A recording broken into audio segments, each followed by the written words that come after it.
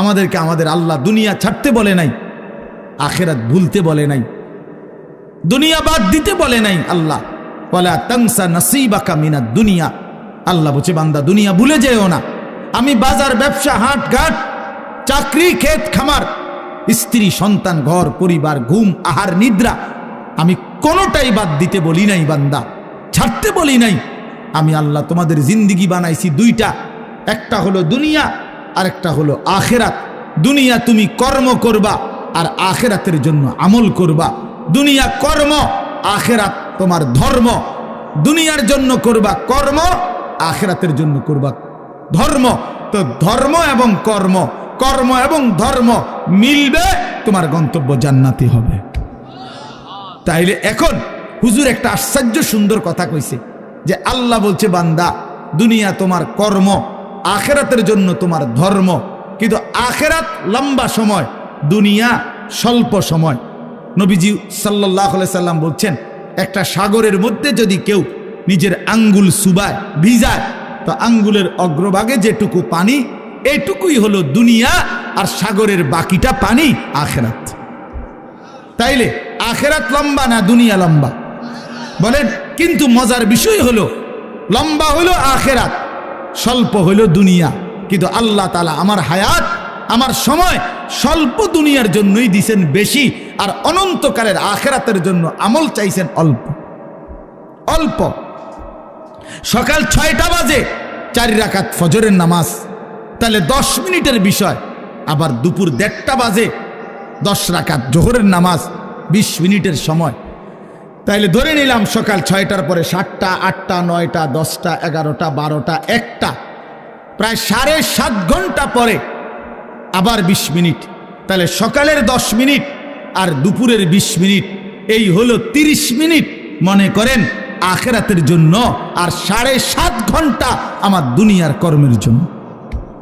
তাহলে স্বল্প সময়ের দুনিয়ার জন্য আমারে সুযোগ দিলেন বেশি, অনন্তকালের আখিরাতের জন্য আমলের জন্য চাইলেন আমার কাছে অল্প সময়। এটাও আল্লাহর জন্য আমরা দেব না?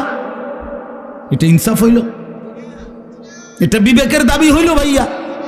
অতএব আমি অনুরোধ করছি, মেহেরবানি করে আমরা ভাবতে শিখি। আরে এই বাচ্চা লাগাই দিলেন কেন আপনারা, আবার নামাই দিলেন কেন? তাইলে শেষ, আমার কথা শেষ, আর অল্প একটু কথা। তাইলে আমি বলতে চাচ্ছি, আমরা যদি বুদ্ধিমান হইতাম তাইলে দুনিয়া আমাদের সুন্দরী চলে, আখিরাত সাথে নিলে দুনিয়া লস হয় না। আখিরাত সাথে নিলে 5 ওয়াক্ত নামাজ যদি কেউ মজবুত সিদ্ধান্ত নেয়, এটা কঠিন কিছু না। হালাল উপার্জনের কেউ সিদ্ধান্ত নিলে এটা কঠিন কিছু না। চরিত্র হেফাজতের সিদ্ধান্ত নিলে খোদার কসম এটা কিছুই না। আল্লাহ তাআলা হাদিসে কুদসিতে আছে, ওয়াদা দিছে, কেউ যদি আমি আল্লাহর ভয়ে চোখ হেফাজত করে, আমি তার দিলের মধ্যে ইমানের এমন স্বাদ দেব যে নগদ ইমানের মজা সে পাইতে থাকবে। খোদার কসম, এটা হাদিস। মান তারাকাহা মাখাফাতি আবদালতুহু ঈমানান ইয়াজিদু হালাওয়াতাহু ফি কলবি। তাহলে গুনাহ ছেড়ে দিলে, আল্লাহকে মেনে নিলে, আল্লাহর ইবাদত করিলে খুব কঠিন কিছু না, খুব কঠিন কিছু না। এই জন্য প্রিয় ভাই আমার, বাপ আমার, এই শেষ বেলায় আমি এই অনুরোধটাই করতে চাই, আমরা যদি বুঝি আখিরাত আমাদের জিন্দেগি, পরকালের জন্যই আমাদের প্রস্তুতি, আল্লাহর কথা হচ্ছে, কোরআনের কথা হচ্ছে, ওলামায়ে কেরাম নসিহত করতেছেন, এই সময়ও যদি আমার দিল আন্তরিক না হয় তো আর হবে কখন? আর হবে কখন? কোরআনুল কারীমের মধ্যে আছে, আল্লাহ তাআলা বলেন, ফাবিআইয়ি হাদিসিন বা'দাহু ইউমিনুন। আল্লাহ তাআলা বলেন, বান্দা এই কোরআনের চাইতে দামি আর কোন কথা বললে তুমি বিশ্বাস করতা? তুমি বলো। আল্লাহ নিজে জানতে চাচ্ছে আমাদের কাছে। ফাবিআইয়ি হাদিস, 23টা বছর আমি আল্লাহ কোরআন নাজিল করলাম, সর্বশ্রেষ্ঠ ফেরেশতাকে দিয়ে নাজিল করলাম, জিবরাইল, সর্বশ্রেষ্ঠ রাসূলের কাছে নাজিল করলাম, 23 বছর নাজিল করলাম, 30 পারা কোরআন নাজিল করলাম। আল্লাহ তাআলা জানতে চাচ্ছে আমাদের কাছে, বান্দা বলো না এরপরে এর চাইতে দামি আর কোন কথা বললে তুমি ঈমান আনতা, বিশ্বাস করতা, মেনে নিতা? তুমি বলো, তুমি বলো। এজন্য কোরআনুল কারীমের প্রতি আন্তরিক হওয়া, আল্লাহর কথার প্রতি সর্বোচ্চ মনোযোগী হওয়া, এটা আল্লাহর আদেশ, কোরআন শরীফের আদেশ এটা। ওয়া ইদা কুরিআল কুরআনু ফাসতামিউ লাহু ওয়া আনসিতু লাআল্লাকুম তুরহামুন। আল্লাহ তাআলা কোরআনে বলছে, যখন কোরআন পড়া হয় তখন তোমরা ফাসতামিউ লাহু, মনোযোগ দিয়ে শোনো, এবং ওয়া আনসিতু, চুপ থাকো, লাআল্লাকুম তুরহামুন, অবশ্যই তোমাদের উপরে রহমত বর্ষিত হবে। তাইলে দোস্ত, এটা জরুরি, একজনই শুনুক, আমার কোনো অসুবিধা নাই, কিন্তু মনোযোগ দিয়ে শুনুক। গাফেল কোনোদিন লাভবান হয় না।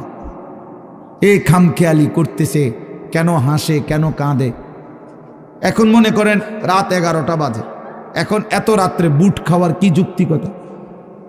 না কথার কথা, ইনসাফ করে বলেন ভাইয়া, মস্কারি করো না, ভাবতে শেখো। একটা বিবেক কি বলে? রাত 11টা বাজে, এটা কি যৌক্তিকতা হইতে পারে? আল্লাহর কথার প্রতি খামখেয়ালি, এই অপদার্থই থেকে যায়। এ জীবনেও কোনোদিন জিন্দিগি সুন্দর হয় না, গাফেলের জীবন কখনোই সুন্দর হয় না। এ খামখেয়ালি আর কি, অবহেলা। কোরআন শরীফে আছে, আল্লাহ তাআলা স্পষ্ট বলছেন, যত লোক জাহান্নামী হবে, সমস্ত জাহান্নামী ব্যক্তির একত্রিত পরিচয় আল্লাহ বলছেন, উলাইকা হুমুল গাফিলুন, এরা মূলত গাফেল। এজন্য ভাইয়া বুট বাদামও খাইও না। আমার কথা হলো, অল্প সময় দিল দিয়ে, আন্তরিকতা নিয়ে, নিজের ভালো, নিজের কল্যাণের জন্য আল্লাহর কথা শুনলে বরকত হবে, আল্লাহর কথা শুনলে বরকত হবে। লাআল্লাকুম তুরহামুন, আল্লাহ বলছে, মনোযোগ দিলে, চুপ থাকলে আমি আল্লাহ তোমাদের উপরে রহমত বর্ষণ করব, রহমত বর্ষণ করব। কোরআন শরীফে আছে স্পষ্ট, ওমান আযলামু মিম্মান দুক্কিরা বিআয়াতি রাব্বিহি সুম্মা আ'রাযা আনহা। তার চাইতে বড় জালেম, পাপী আর কেউ হইতে পারে না, যার সামনে আল্লাহর কোরআন তিলাওয়াত করা হয় অথচ সে তার থেকে বিমুখ, অমনোযোগী। খোদার কসম, আল্লাহ বলছে, সে সবচেয়ে বড় জালেম। ইন্না মিনাল মুজরিমিনা মুনতাকিমুন, আল্লাহ বলেন, এমন পাপী, এমন নাফরমান থেকে আমি নিজে প্রতিশোধ নেব, প্রতিশোধ নেব। তার মানে জীবনভর আল্লাহ তাআলা এটা ওয়াদা দিয়ে রাখছে, আমার কথার প্রতি অবজ্ঞা করলা, তোমার প্রতিশোধ আমি নেব, তোমার বরবাদি তুমি দেখবা নিশ্চয়। এই জন্য আমরা আন্তরিক হওয়া চাই আল্লাহর কথার প্রতি। কোরআনুল কারীমের মধ্যে আছে, তাকশাইরু মিনহু জুলুদুল্লাযীনা ইয়াখশাউনা রাব্বাহুম। আল্লাহ পাক নিজে বলছে, কোরআনুল কারীমের বৈশিষ্ট্য, কোরআন যখন মুমিন শুনবে তো যাদের কলিজার ভিতরে আল্লাহর ভয় আছে, তাদের শরীরের চামড়া পশম সহ দাঁড়িয়ে যাবে, শিহরে উঠবে শরীর, সারা দেহের চামড়া নড়ে উঠবে। আল্লাহর কোরআনের বৈশিষ্ট্য এটা। হাদিসের মধ্যে আছে, আল্লাহর নবী সাল্লাল্লাহু আলাইহি সাল্লাম হযরত আব্দুল্লাহ ইবনে মাসউদ বলছেন, আমি নবীজির সামনে কোরআন পড়ে শুনাইলাম, নবীজিকে শুনাইছেন উনি। তিনি বলেন, আমি 40 আয়াত একটানা নবীজির সামনে তেলাওয়াত করলাম, মাথা নিচের দিকে নামাইয়া। 40 আয়াত পড়ার পর নবীজি আমাকে বললেন, হাসবুকাল আন, এখন থামো। এই লাল শার্ট, এই যে খুঁটির মধ্যে হেলান দিয়ে আছো তুমি, তুমি সরো এখান থেকে, ফালতু কোথাকার বেটা, ফাইজলামি করো কেন এখানে? তোমারে তো বাধ্য করে নাই কেউ, ফাইজলামি না থামলে বাইরে যাও। মস্কারি করে অনেকে আছে এমন গাদ্দার যে, হুজুর আমি কোনোদিন কারো কথা শুনি না, আপনি বললে হবে কি? কথা বোঝেন নাই? সাবধান ভাইয়া, আমার কোনো আপত্তি নাই, তুমি চলে যাও, কোনো সমস্যা নাই। গাফেলকে বলে কোনো দরকারই নাই আমার, কিন্তু আল্লাহর কথার প্রতি মনোযোগী হইতে হবে। প্রতি ঘন্টা আমারও, প্রতি ঘন্টা আপনারও, প্রত্যেক মিনিট আমারও, প্রত্যেক মিনিট আপনারও। যে হায়াত আপনার যায় সেই হায়াত আমারও যায়, প্রত্যেক সেকেন্ড আমারও যায়, আপনারও যায়। এক বুজুর্গকে আমরা কিতাবে পড়ছি, কিমাতুজ্জামান ইনদাল উলামা, একটা প্রসিদ্ধ আরবি কিতাব আছে, ওলামায়ে কেরামের নিকট সময়ের মূল্য। ওই বইতে আছে এক বুজুর্গকে এক ব্যক্তি আইসা বলছে, হজরত আপনার সাথে আমি একটু কথা বলতে চাচ্ছি। হজরত বললেন, কোনো দিনই মাসআলা? বললেন, না, এমনিই একটু কথা বলব। উনি বলছেন, তাহলে তুমি সূর্যকে যেটুকু সময় তুমি কথা বলবো ওইটুকুর জন্য থামায় রাখো। কসম, আমরা কিতাবে পড়ছি। উনি বলছে, তুমি সূর্যকে থামায় রাখো, যেটুকু সময় তুমি আমার সাথে কথা বলবা ওইটুকু সময়ের জন্য যদি তুমি সূর্যের গতি থামায় রাখতে পারো তাহলে কথা বলতে পারো, নাই তো আমার এইটুকু সময় তুমি নষ্ট করার কোনো অধিকার রাখো না। এই 20 মিনিট তো আমার সময়, তুমি আমার সেই 20 মিনিট নষ্ট করবা কেন? এই আধা ঘন্টা তো আমার টাইম, তুমি আমার হায়াতের আধা ঘন্টা নষ্ট করবা কেন? হ্যাঁ, প্রয়োজনীয় মাসআলা হলে বলতা, শুধু শুধু কথা, শুধু শুধু কি জামা এটা জাফানি টরে কত দিয়া লইছেন? 260 টাকা। ধর মিয়া, 220 টাকা দিয়া সিল্লাইয়া বেছে। হ্যাঁ, আমারে কইতেন মিয়া কয় গজ লাগবে মিয়া?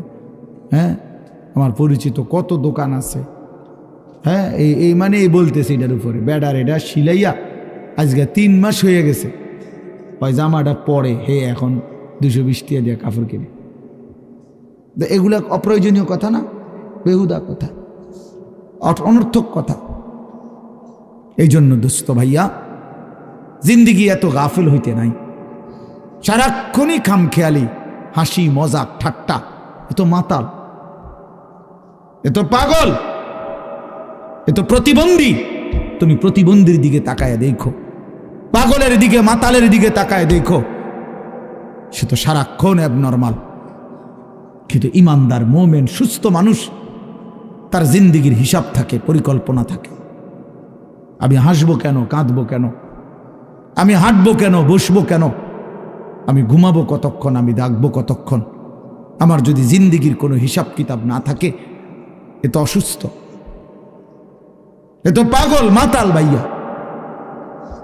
জিন্দিগি যার কোনো লক্ষ্য উদ্দেশ্য নাই, টার্গেট নাই, গন্তব্য নাই। কোত্থেকে আসলাম, কেন আসলাম, কে আমারে বানাইলেন, কেন বানাইলেন? আহা, এটা কি কোনো জিন্দিগি ভাইয়া?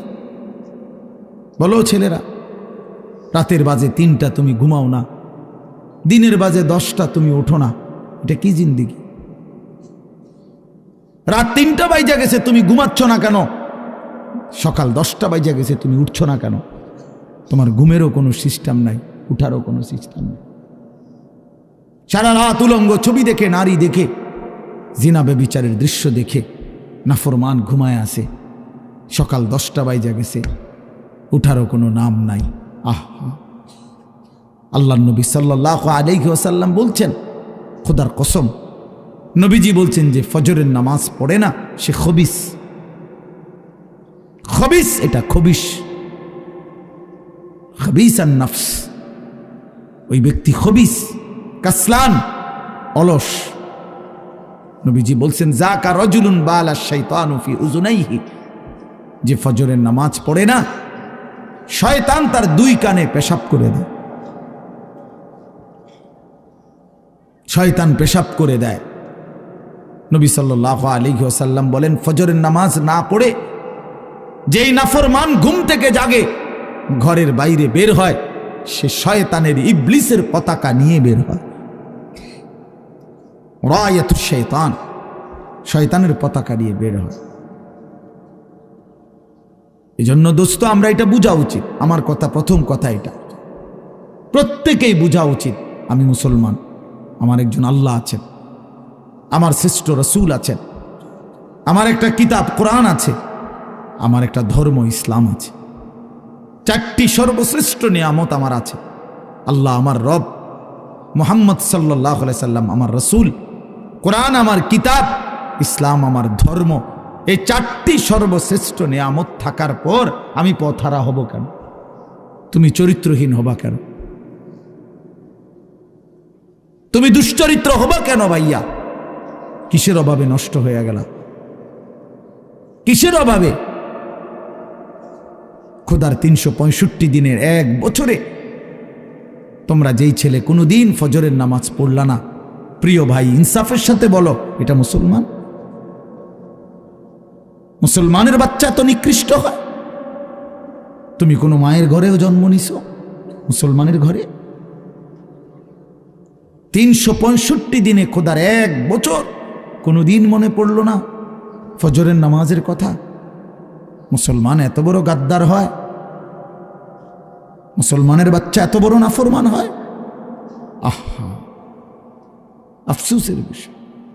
ওই মা যে 2 বছর দুধ পান করাইলেন এই জন্যই, মা যে 9টা মাস পেটে ধারণ করলেন এই জন্যই। এক মা তার সন্তানকে বুকে ধরায়া দুধ পান করাইছে 2 বছর, এই আশায় যে 16 বছর বয়সে আমার ছেলেটা দিন রাত উলঙ্গ ছবি দেখবে, নারী আর ছবি আর মাতালের মতো জিন্দিগি কাটাবে। এই ছিল মার স্বপ্ন, এই ছিল মায়ের গর্ভে ধারণ, এর উদ্দেশ্য। ইনসাফ করো ভাইয়া, ইনসাফ করো দয়া করে। দোস্ত, তোমার ভালো তোমাকেই বুঝতে হবে, তোমার কল্যাণ বুঝার তোমাকেই বুঝতে হবে। এই পৃথিবী স্বার্থপর, স্বার্থপর এই দুনিয়া। কেউ কাউরে মনে রাখে না, কেউ কাউরে মনে রাখে না, কেউ কাউরে মনে রাখে না। এই দুনিয়া, আমার যেদিন মৃত্যু হবে সেদিনও পৃথিবীতে আলো উঠবে, সূর্য উঠবে। এই রং তামাশার এই দুনিয়ার ব্যস্ততার এই ফুর্তি চলতেই থাকবে, কিন্তু আমি কবরে চলে যাইতে হবে।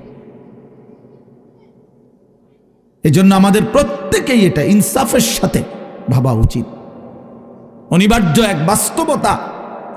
প্রিয় ভাই, চিরন্তন এক সত্য যে আমাকে মরতে হবে। পৃথিবীর কোনো যুক্তি, কোনো বিশ্লেষণ, কোনো শক্তি, কোনো ক্ষমতা, কোনো বাহাদুরি দিয়েই যেহেতু মৃত্যুকে আমি আড়াল করতে পারবো না, কবরকে আমি ঠেকাইতে পারবো না, অতএব যেই পরিস্থিতির মুখোমুখি আমাকে হতেই হবে, বুদ্ধিমান বিবেকবান উচিত সেজন্য নিজে প্রস্তুতি নাও। যেহেতু কবরে যেতেই হবে আমাকে, কোনো যুক্তি নাই বলে আমি বুঝি নাই, না না বুঝলেও মরে যাবে, খেয়াল না করলেও মরে যাবে, হাসলেও মরণ, কাঁদলেও মরণ। সুখের অট্টালিকাতেও মৃত্যু হয়, জীর্ণ কুঠির কুড়ে ঘরেও মৃত্যু হয়। জীবনে যে কোনোদিন সুখ দেখে নাই সেও মরে যাবে, জীবনে যে কোনোদিন দুঃখ দেখে নাই সেও মরে যাবে। তাহলে ভাইয়া বাপ, যে মৃত্যু আমাকে বরণ করতেই হবে, যেই কবরে আমাকে যেতেই হবে, কোনো ফাঁক ফুক নাই, কোনো সাইড নাই, তাহলে তার জন্য প্রস্তুতি নেওয়া, তার জন্য বাবা যে সেখানে আমার কি হবে, সেখানে আমাকে কি করতে হবে, খোদার কসম এতটুকু বিবেক বুদ্ধি খাটানো এটা একটা সুস্থ মানুষের দাবি, সুস্থতার দাবি, এটা ইনসাফের দাবি, বিবেকের দাবি। এতটুকু বিবেক যদি কাজ না করে, ধরে নিতে হবে তার আকলই নাই, দেমাগই নাই, দেমাগই নাই। এজন্য কুরআনুল কারীমে আল্লাহ তাআলা বলছে, নাফরমানের দিল আছে কিন্তু কিছুই বোঝে না, নাফরমানের কান আছে শোনে না, চোখ আছে দেখে না। এজন্য আল্লাহ তাআলা বলছেন, উলাইকা কাল আনআম, নাফরমান এক ধরনের জানোয়ার। প্রত্যেক পাপী হলো এক ধরনের জানোয়ার, নাফরমান জানোয়ার বেটা। আনআম চতুষ্পদ জন্তু। কারণ যার বিবেক কোনো কাজ করে না, বানানেওয়ালাকে চিনে না, সে চিনল কি?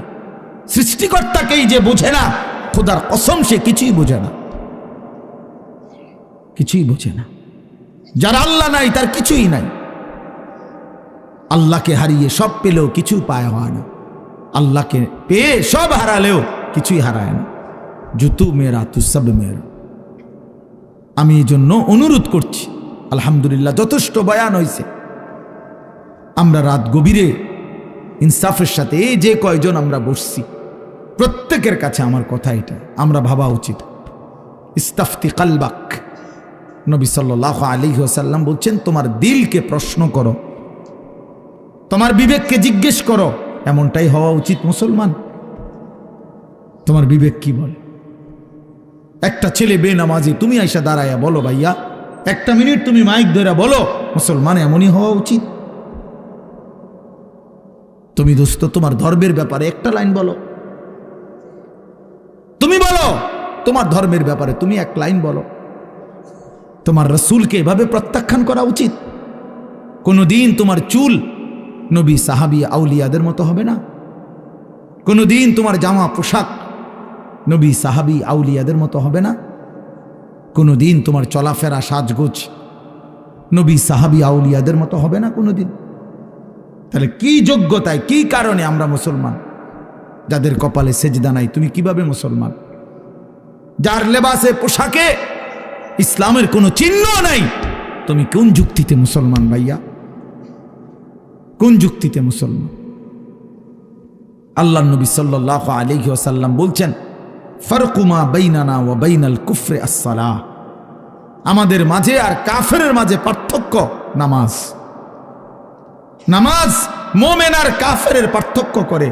এটা কি মুসলমান না বেঈমান? এটার প্রমাণের চিহ্ন খোদার কসম ভোটার আইডি কার্ড না, জন্ম নিবন্ধন সনদ নয়, সেজদা। সেজদা এই কপাল দুনিয়ার কোনো কাজে ব্যবহার হয় না। পৃথিবীর কোনো উপার্জনের জন্য কপাল লাগে না। চাকরি, ব্যবসা, ক্ষেত খামার, অটো, সিএনজি, ফসল, দেশ বিদেশ। ভাইয়া ইনসাফের সাথে ভাইবা দেখো, বাবারাও ভেবে দেখেন, এই কপাল কোনো উপার্জনের কাজে ব্যবহার হয় না। উপার্জনের কাজে হাত ব্যবহার হয়, পাও ব্যবহার হয়, মেধা ব্যবহার হয়, যোগ্যতা ব্যবহার হয়। কপাল কোনো কামাই রোজগারের জন্য ব্যবহার হয় না। কপাল রব্বে করিম বানাইছেন শুধু সেজদার জন্য, শুধু সেজদার জন্য, শুধু সেজদার জন্য, শুধু সেজদার জন্য। এই জন্য যে কপালে সেজদা নাই ওইটা মানুষের বাচ্চা না। যে কপালে সেজদা নাই ওটা মুসলমানের বাচ্চা না, ওটা মানুষের বাচ্চা না। যে জিন্দিগি সেজদাবিহীন জিন্দিগি, ওইটা জন্তু জানোয়ারের জিন্দিগি। কোরআন শরীফে আছে, কোরআন শরীফ স্পষ্ট আছে, সূরা আরাফের মধ্যে আছে। আল্লাহ বলছেন, ওয়াত্তাবা হাওয়াহু ফামাসালুহু কামাসালিল কালব। প্রিয় বন্ধু শুনো মিয়া, আল্লাহ বলছে মনের ইচ্ছা মতো যে চলে, মনের চাহিদার যে অনুসরণ করে। কেন নামাজ পড়ো না? তোমার মন চাইছে দেখে পড়ো না। কেন সারা রাত নারী দেখলা, ছবি দেখলা সারাদিন? তোমার মন চাইছে দেখে। কেন তুমি পেশাব পায়খানার পরে ঢিলা কুলুক টয়লেট পেপার পাক পবিত্র ঠিক মতো হও না? কেন? তোমার মন চাইছে দেখে। কেন তোমার জবানে একবারও তোমার মালিকের নাম উচ্চারণ হয় না? তোমার মন চাইছে। এই জন্য তুমি যা ইচ্ছা তাই করতেছ, কেউ তোমারে বাধা দিচ্ছে না। আল্লাহর কসম, আল্লাহ কোরআনে বলছে, এই যে মনের ইচ্ছা মতো যে চলে, ওয়াত্তাবা হাওয়াহু, যে তার মনের চাহিদার অনুসরণ করে, ফামাসালুহু কামাসালিল কালব। আল্লাহ বলে তার উদাহরণ হলো, তার দৃষ্টান্ত হলো কুত্তার মতো, কুত্তার মতো, কুত্তার মতো, কুত্তার মতো, কুত্তার মতো। এটা ওই জিন্দিগি কুত্তার জিন্দিগি, ওই জিন্দিগি কুত্তার জিন্দিগি, যে জিন্দিগিতে তার মালিকের গোলামি নাই। এজন্য মনে রাখো, যাদের কপালে ছেলেরা সেজদা নাই, তোর জিন্দিগি কুত্তার জিন্দিগি, মনে রাখিস। আমার নাম মনে রাখিস, আমি বলছি, আমার নাম আনিসুর রহমান। আমার নাম মনে রাখো। ওই জীবন কুত্তার জীবন, যে জীবনে সেজদা নাই। ওই জিন্দিগি জানোয়ারের জীবন, যে জীবনে মালিকের গোলামি নাই, আল্লাহর নাফরমানি যে জীবন। কেন সেজদা দিবা না? তুমি মানুষ না? তুমি জানোয়ার? তুমি কুকুর? তুমি বিড়াল? তুমি শূকর? তুমি সেজদা দিবা না কেন? তুমি এক পবিত্র মায়ের ঘরে জন্ম নিছ, তুমি এক ইমানদারের সন্তান, তুমি কেন সেজদা দিবা না? বলুন বাপ, আপনারা যারা বাবা আছেন, আপনাদের কাছে আপনারা বুঝাপড়া করেন। মুসলমান যদি হয়ে থাকেন, বুঝাপড়া করেন নিজের ছেলের ব্যাপারে। আরে ছেলের বিদেশ পরে বেটা, ছেলের দুনিয়া পরে, ছেলের ঘর বাড়ি বিল্ডিং সোফা ফার্নিচার পরে। মিয়া আগে ছেলের সাথে বোঝাপড়া করেন। তুই যদি মুসলমানের বাচ্চা হয়ে থাকস, কেন ফজরের নামাজ পড়বি না? আমি যদি তোর বাপ হয়ে থাকি, তুই যদি আমার সন্তান হও, তাহলে ইমানদারের সন্তান কেমনে বেনামাজি হয়? ইমানদারের মেয়ে কেমনে বেপর্দা হয়? ইমানদারের স্ত্রী কেমনে বেপর্দা হয়? ইমানদারের সন্তান কেন 24 ঘন্টা আল্লাহর নাফরমানি করবে? আপনি তারে আল্লাহ চিনাইতে পারলেন না, জীবনে কি চিনাইলেন? আপনি তাকে বানানেওয়ালা চিনাইতে পারলেন না। আহা বন্ধু, করলেনটা কি? আহারে বাপ, কি করলেন আপনি? কার জন্য সোফা বানাইলেন? কার জন্য খাট বানাইলেন?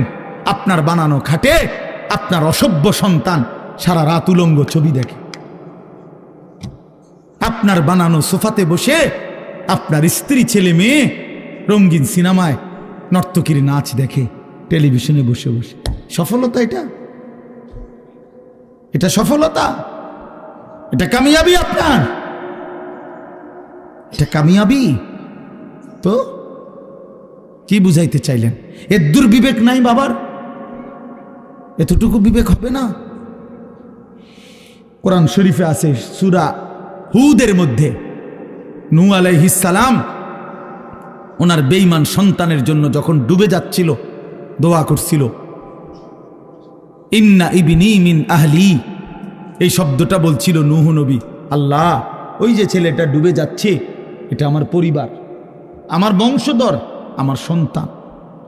এই কদ্দুর কথা শুধু কইছে, এর দূরে শুধু কইছে, আর কিচ্ছু বলে নাই যে আল্লাহ তারে মাফ করে দেন, তারে মুক্তি দিয়া দেন, তারে ডুবানির থেকে বাঁচায় দেন, কিচ্ছু কয় নাই। এই কথা এখানে শুধু কইছে, আল্লাহ ওই যে ছেলেটা আমার পরিবার, আমার সন্তান। মানে মনের আবেগে আর কিছু কইতেছে না।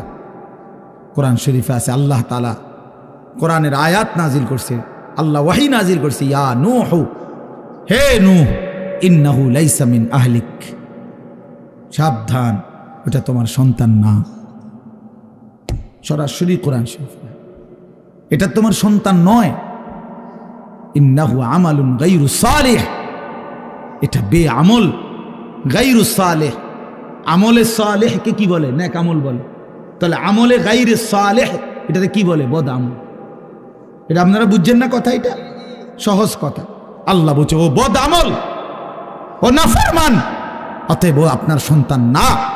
এজন্য আমি পরিষ্কার ছেলেদেরকে বলি, বাবা তোরা যারা বেনামাজি, তুই মুসলমানের সন্তান না। মনে রাখিস বেটা, তুই লাওয়ারিস, তুই বেওয়ারিস, তোর কোনো মা নাই, তোর কোনো বাবা নাই, তোর কোনো পিতৃ পরিচয় নাই। মোবাইলের ওই নর্তকী তোর পরিচয়, মোবাইলের ওই উলঙ্গ নারী তোর পরিচয় হইতে পারে না। তুই কোনো মুসলমানের বাচ্চা না, ইমানদারের সন্তান নাফরমান হয় না। মনে রাখো। দেখো নারী, দেখো আরো দেখো, 16 বছর বয়সেই এত নারী দেখে ফেললা, 18 বছর বয়সেই এত উলঙ্গ ছবি দেখে ফেললা, বাকি জিন্দিগি কি করবা? বাকি জীবনটা কি করবা? সব তো দেখেই লাইলা, সব তো দেখেই ফেললা, পৃথিবী তো ভোগে করে ফেললা, এবার জাহান্নামে ফেলানো ছাড়া আর বাকি কি? সব তো দেখেই লাইলা।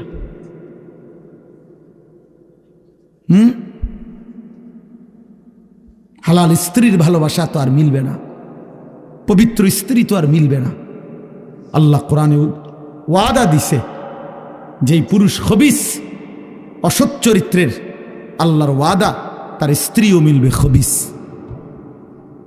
কি আয়াত? আল খাবিসাতু লিল খাবিসিন ওয়াল খাবিসুনা লিল খাবিসাত। সরাসরি কোরআন শরীফের আয়াত। বন্ধু মনে রাখো, আমি ডেইলি বলি, রাস্তার বেডি আর মোবাইলের বেডি আর বাস্তবতার বিবি এক কথা না। রাস্তার নারী 2 নম্বর হইলে তোমার সমস্যা নাই, মোবাইলের নর্তকী 3 নম্বর হইলেও তোমার সমস্যা নাই। তোমার বউ যদি 2 নম্বর হয়, চরিত্রহীন হয়, তুমি বুঝবা দুনিয়া কারে বলে। তোমার হায়াতই তখন হয়ে যাবে জাহান্নামের টুকরা। এজন্য প্রিয় সন্তান মনে রাখো, এত অল্প বয়সে এত নষ্ট হইও না, এত কম বয়সে এত চরিত্রহীন হইও না, এত চালাক ভাইব না নিজেরে, এত চালাক ভাইব না, এত বুদ্ধিমান মনে করো না। তোমরা অনেক চালাক মনে করতেছো নিজেরে। কেন? বাপে কিছু কয় না, মায়ে কিছু বলে না। আহা, আমি আজকেও বলছি সাদ ভাই, আমার জীবনের সবচেয়ে আশ্চর্য লাগে, আহারে একটা ছেলের 18 বছর বয়স, এক ওয়াক্ত নামাজ পড়ে না, সারাদিন মোবাইল, চুলের বাহার, সারাদিন বন্ধুদের আড্ডায় শেষ। একটা মা, আপন মা, বাপ, আত্মীয় স্বজন, পাড়া পড়শি কেউ তারে কদ্দুর ডাকে না।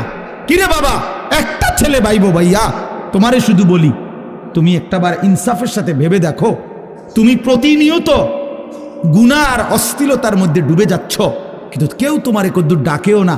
কিরে বাবা, তুই এরম করস কা? আরে তোর কি আল্লাহ নাই, আখেরাত নাই? তোর কি বাবা কবর নাই? কেউ তারে কদ্দুর মনে করায় না। এমন অভিশপ্ত হইল কেন? ইনসাফ কি বলে? মানে ওরে কেউ ডাকে না কা?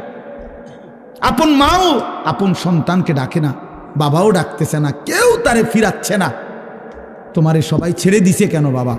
এর মূল কারণ মনে রাখেন, ছেলেরা, বাপ, মনে রাখো, যার উপরে আল্লাহর লানত পড়ে, খোদার লানত, তারে গোটা সৃষ্টি ঘৃণা করে। তোমারে আর কেউ পছন্দ করে না, এজন্য কেউ তোমারে আর ডাকে না। আমি যদি আমার ছোট ভাই হয়, আমি যদি তার অন্যায়ের কারণে ডাইকা আনে থাপ্পড় দেই, মারি, শাসন করি, এটা তার জন্য কল্যাণ, কারণ আমি তারে ফিরাই আনলাম।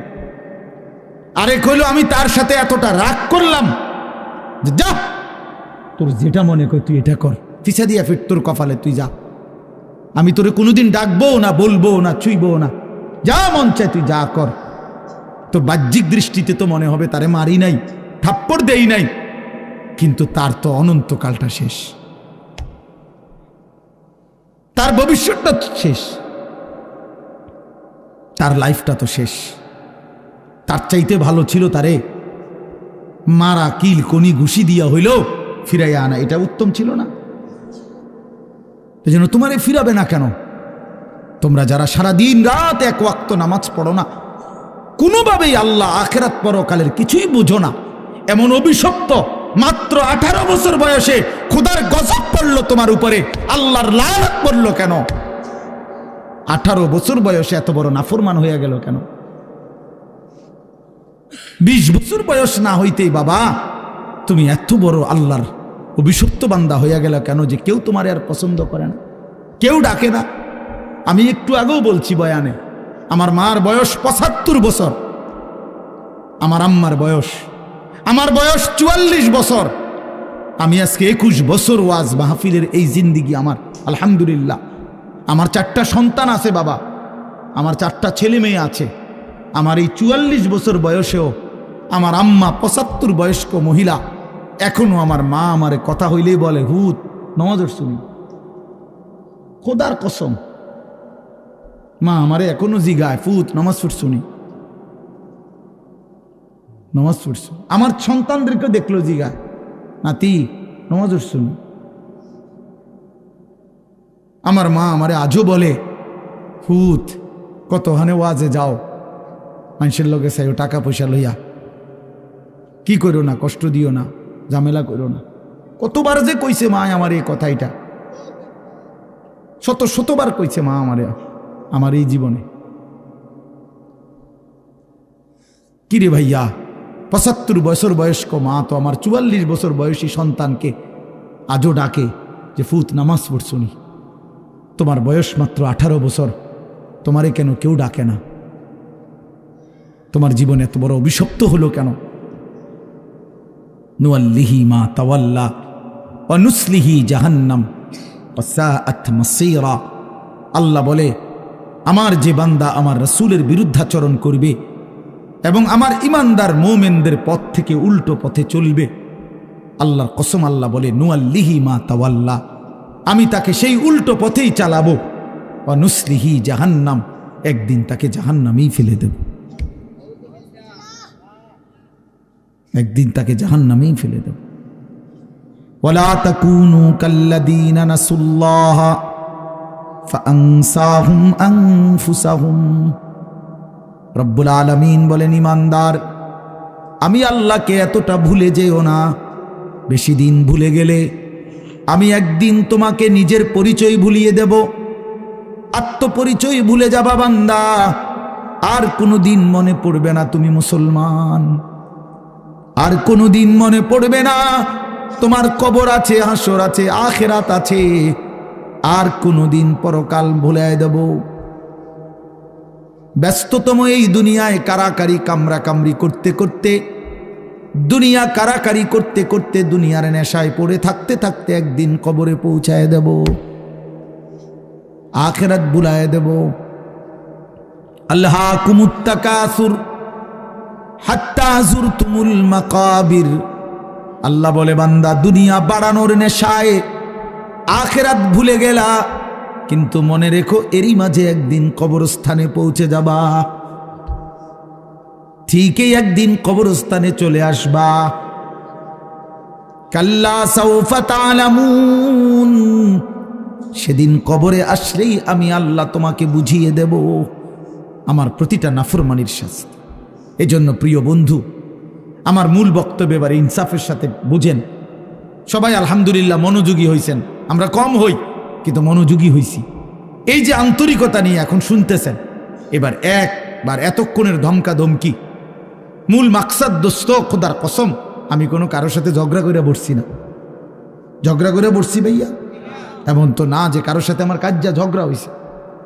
এই এতগুলো ধমকের মাকসাদ তো ফিরাইতে চাই, তোমার বিবেক জাগাইতে চাই, ইমানদারের বিবেক জাগাইতে চাই। এই জন্য এতগুলো শক্ত কথা বললাম। অর্থ হইল দিলটা জাগুক, ইনসাফ আসুক, বিবেক আসুক, জাগুক। তো যদি আমরা বুঝি আমরা মুসলমান, আমরা মুমিন, তাইলে বাপ আমাদের জিন্দিগি আখেরাত, আমাদের জীবন দুনিয়া না। দুনিয়া আমাদেরকে অল্প সময়ের জন্য দেওয়া হয়েছে, মূলতই আমাদের যাবতীয় হাসি কান্না আনন্দ বেদনা, আমাদের জিন্দিগির যাবতীয় প্রস্তুতি খোদার কসম আখিরাতের জন্য। আখিরাতের জন্য আমাদের সত্যিকার অর্থে আমরা একটা মিনিট আমার শায়েখ আরিফ বিল্লাহ হাকিমুন নফস আল্লামা মুফতি মুশতাকুন নবী কাসিমি হুজুর আমার মাদ্রাসায় কয়দিন আগে বয়ান করছিলেন। 8ই ফেব্রুয়ারি আমি আমার মাদ্রাসায় কিশোর যুবক ছেলেদের জন্য আলাদা ইসলাহি মজলিসের আয়োজন করছিলাম বয়ানের। 16 বছর থেকে 30 বছর বয়সী, শুধু এই বয়সী ছেলেদের জন্য প্রায় 600 ছেলে উপস্থিত হয়েছিল। তখন হজরত বলছিলেন ওইখানে বয়ানে যে ভাইয়া আমাদের জিন্দিগি দুইটা, আমাদেরকে আমাদের আল্লাহ দুনিয়া ছাড়তে বলে নাই, আখিরাত ভুলতে বলে নাই, দুনিয়া বাদ দিতে বলে নাই। আল্লাহ ওয়ালা তানসা নাসিবাকা মিনাদ দুনিয়া, আল্লাহ বলছে বান্দা দুনিয়া ভুলে যেও না। আমি বাজার ব্যবসা হাট ঘাট চাকরি ক্ষেত খামার স্ত্রী সন্তান ঘর পরিবার ঘুম আহার নিদ্রা আমি কোনোটাই বাদ দিতে বলি নাই বান্দা, ছাড়তে বলি নাই। আমি আল্লাহ তোমাদের জিন্দিগি বানাইছি দুইটা, একটা হলো দুনিয়া আর একটা হলো আখেরাত। দুনিয়া তুমি কর্ম করবা আর আখেরাতের জন্য আমল করবা। দুনিয়া কর্ম, আখেরাত তোমার ধর্ম। দুনিয়ার জন্য করবা কর্ম, আখেরাতের জন্য করবা ধর্ম। তো ধর্ম এবং কর্ম, কর্ম এবং ধর্ম মিলবে, তোমার গন্তব্য জান্নাতি হবে। তাইলে এখন হুজুর একটা আশ্চর্য সুন্দর কথা কইছে যে আল্লাহ বলছে বান্দা দুনিয়া তোমার কর্ম, আখেরাতের জন্য তোমার ধর্ম। কিন্তু আখেরাত লম্বা সময়, দুনিয়া স্বল্প সময়। নবীজি সাল্লাল্লাহু আলাইহি সাল্লাম বলছেন একটা সাগরের মধ্যে যদি কেউ নিজের আঙ্গুল সুবায় ভিজায়, তো আঙ্গুলের অগ্রভাগে যেটুকু পানি এটুকুই হলো দুনিয়া, আর সাগরের বাকিটা পানি আখেরাত। তাইলে আখেরাত লম্বা না দুনিয়া লম্বা বলেন? কিন্তু মজার বিষয় হলো লম্বা হলো আখেরাত, স্বল্প হলো দুনিয়া। কিন্তু আল্লাহ তাআলা আমার হায়াত, আমার সময় স্বল্প দুনিয়ার জন্যই দিছেন বেশি, আর অনন্তকালের আখেরাতের জন্য আমল চাইছেন অল্প অল্প। সকাল 6টা বাজে 4 রাকাত ফজরের নামাজ, তাহলে 10 মিনিটের বিষয়। আবার দুপুর 1:30টা বাজে 10 রাকাত জোহরের নামাজ, 20 মিনিটের সময়। তাইলে ধরে নিলাম সকাল 6টার পরে 7টা 8টা 9টা 10টা 11টা 12টা 1টা, প্রায় 7.5 ঘন্টা পরে আবার 20 মিনিট। তাহলে সকালের 10 মিনিট আর দুপুরের 20 মিনিট, এই হলো 30 মিনিট মনে করেন আখেরাতের জন্য, আর 7.5 ঘন্টা আমার দুনিয়ার কর্মের জন্য। তাহলে স্বল্প সময়ের দুনিয়ার জন্য আমারে সুযোগ দিলেন বেশি, অনন্তকালের আখেরাতের জন্য আমলের জন্য চাইলেন আমার কাছে অল্প সময়। এটাও আল্লাহর জন্য আমরা দেব না? এটা ইনসাফ হইল? এটা বিবেকের দাবি হইল ভাইয়া। অতএব আমি অনুরোধ করছি, মেহেরবানি করে আমরা ভাবতে শিখি। আরে এই বাচ্চা লাগাই দিলেন কেন, আপনারা আবার নামাই দিলেন কেন? তাইলে শেষ, আমার কথা শেষ, আর অল্প একটু কথা। তাইলে আমি বলতে চাচ্ছি, আমরা যদি বুদ্ধিমান হইতাম তাইলে দুনিয়া আমাদের সুন্দরী চলে, আখেরাত সাথে নিলে দুনিয়া লস হয় না। আখেরাত সাথে নিলে 5 ওয়াক্ত নামাজ যদি কেউ মজবুত সিদ্ধান্ত নেয়, এটা কঠিন কিছু না। হালাল উপার্জনের কেউ সিদ্ধান্ত নিলে এটা কঠিন কিছু না। চরিত্র হেফাজতের সিদ্ধান্ত নিলে খোদার কসম এটা কিছুই না। আল্লাহ তাআলা হাদিসে কুদসিতে আছে, ওয়াদা দিছে, কেউ যদি আমি আল্লাহর ভয়ে চোখ হেফাজত করে, আমি তার দিলের মধ্যে ইমানের এমন স্বাদ দেব যে নগদ ইমানের মজা সে পাইতে থাকবে। খোদার কসম এটা হাদিস। মান তারাকাহা মাখাফাতি আবদালতুহু ঈমানান ইয়াজিদু হালাওয়াতাহু ফি কলবি। তাহলে গুনাহ ছেড়ে দিলে, আল্লাহকে মেনে নিলে, আল্লাহর ইবাদত করিলে খুব কঠিন কিছু না, খুব কঠিন কিছু না। এই জন্য প্রিয় ভাই আমার, বাপ আমার, এই শেষ বেলায় আমি এই অনুরোধটাই করতে চাই, আমরা যদি বুঝি আখেরাত আমাদের জিন্দেগি, পরকালের জন্যই আমাদের প্রস্তুতি, তাইলে আমাদের প্রস্তুতির আখেরাত সাজাইবার সবচেয়ে সুন্দর সিজন, শ্রেষ্ঠতম মাস মাহে রমজান। মাহে রমজান আমাদের সামনে একদম মুখোমুখি, শাহরু রমাদান, রমজান মাস। এই রমজান মাসটাকে কদর করার কথা আমি বলতে চাই, এটাই আমার শেষ আহ্বান। কেউ যদি বুঝি আমরা আমার আখেরাতি মূল, আমার দুনিয়া সামান্য, তাহলে আমাদের উচিত মাহে রমজানের প্রস্তুতি নেওয়া, মাহে রমজানের প্রস্তুতি নেওয়া। মাহে রমজান আল্লাহ নিজের, এই যে প্যান্ডেল আপনারা সাজাইছেন সুন্দর করে মাহফিলের জন্য, খোদার কসম আল্লাহ তাআলা বলে, বান্দা রমজান আমি নিজ হাতে সাজিয়েছি আমার বান্দাকে জান্নাত দেওয়ার জন্য, জাহান্নাম থেকে বাঁচাবার জন্য। যদি বলি আল্লাহ কেমনে সাজাইলেন, আল্লাহ তাআলা বলেন, শুনো আমার সাজানোটা তোমরা শুনো। 1, আমি আল্লাহ জান্নাতের সব দুয়ার খুলে দিয়েছি। 2, জাহান্নামের দরজাগুলো বন্ধ করে দিয়েছি। 3, সমস্ত শয়তান এবং দুষ্ট জিন শেকলে বন্দি করে দিয়েছি। এবার আসো রমজানের ভিতরে, আমি আল্লাহ তাআলা রমজানের প্রথম দশক রহমত দ্বারা সাজিয়েছি, মাঝের দশক মাগফিরাত দ্বারা সাজিয়েছি, শেষ দশক নাজাত দ্বারা সাজিয়েছি। এবার আসো ইবাদত, সারা বছরের ইবাদতের সাথে আমি আরো নতুন নতুন কতগুলো ইবাদত রমজানে যোগ করেছি। কি? 1 মাসের পূর্ণ রোজা, 1 মাসের পূর্ণ 20 রাকাত তারাবি, 1 মাসের জন্য ইফতার, 1 মাসের জন্য সাহারি। এই 4টাই ইবাদত। ইফতারও ইবাদত, সাহারিও ইবাদত। সাহারি বুঝুন তো না, রাত্রির খাবার। এরপরে রোজাটাও ইবাদত, এরপরে 20 রাকাত তারাবিও ইবাদত। আল্লাহ বলেন এরপরে শেষ দশক, শেষের 10 দিন এতেকাফ, মসজিদের এতেকাফ আমি এর দ্বারা সাজিয়েছি। শেষ দশকের বেজর রাত্রিগুলো আমি আল্লাহ তাআলা সবে কদরের দ্বারা সাজিয়েছি। সুবহানাল্লাহ। এরপরে আল্লাহ বলেন নেকির হিসাব, নেকির হিসাব হইল একটা নফল একটা ফরজের সমান, একটা ফরজ 70টা ফরজের সমান। একজন রোজাদারকে ইফতার করাইলে 3টা পুরস্কার, গুনাহ মাফ, জাহান্নাম থেকে মুক্তি, রোজাদারের সমপরিমাণ নেকি, সমপরিমাণ নেকি। আল্লাহ তাআলা বলে, বান্দা এতভাবে আমি আল্লাহ রমজানকে সাজাইলাম, উদ্দেশ্য কি? শুধু তোমাকে জান্নাত দেব, তোমাকে আমি জান্নাত দিতে চাই বান্দা, তুমি নেও বান্দা, লাআল্লাকুম তাত্তাকুন। আল্লাহ বলছে 1 মাসে মুত্তাকি বানিয়ে দেব, 1 মাসে তুমি আমার গুনাহ ছেড়ে দাও, আমার একটা রমজান তুমি কদর করো বান্দা, আমি তোমারে মুত্তাকি বানিয়ে জান্নাতি বানিয়ে দেব। এই জন্য আল্লাহ বলছে শাহরু রমাদান। যে আয়াতটা আমি পড়েছি, আল্লাহ নিজে রমজান মাস, এই শব্দ রমজান মাস আল্লাহ নিজে কোরআনে উল্লেখ করছে। এই জন্য রমজান মাস এটা উচ্চারণ হয় বছরে কত দিন জানেন? প্রতিদিন, প্রতিদিন, প্রতিদিন। কেমনে? কারণ 24 ঘন্টা পৃথিবীতে কোথাও না কোথাও আল্লাহর কোরআন তিলাওয়াত হয়। আর শাহরু রমাদান এই শব্দ অতএব জমিনে 24 ঘন্টায় কোথাও না কোথাও কারো না কারো জবানে উচ্চারিত হয়। সারা বছর রমজানের কথা আলোচিত হয়। নাহলে এই শব্দ শাহরু রমাদান, এটা কোরআন শরীফের শব্দ না, তাহলে এটা কেউ না কেউ তো পড়তেছে, কোথাও না কোথাও কেউ সবক দিতে আছে, কেউ শুনানি চলতে আছে। মানে 24 ঘন্টা আল্লাহর জমিনে সারা বছর এক আওয়াজ উচ্চারিত হয়, রমজান মাস, রমজান মাস, রমজান মাস, শাহরু রমাদান। আল্লাহ এবার বলে, বান্দা শুনো, এই মাসের পরিচয় আমি বললাম, আমার পরিচয় আমি দেই আমার মাসের। আল্লাযী উনজিলা ফীহিল কোরআন, এটা সেই মাস যে মাসে কোরআন নাজিল করা হয়েছে। কোরআন নাজিল করাতে এই মাস দামি। আমার শায়েখ আল্লামা মুফতি মুশতাকুন নবী সাহেব বলে যে দেখো, একটি রমজানে কোরআন নাজিল হয়েছিল, প্রত্যেক রমজানে কোরআন নাজিল হয় না।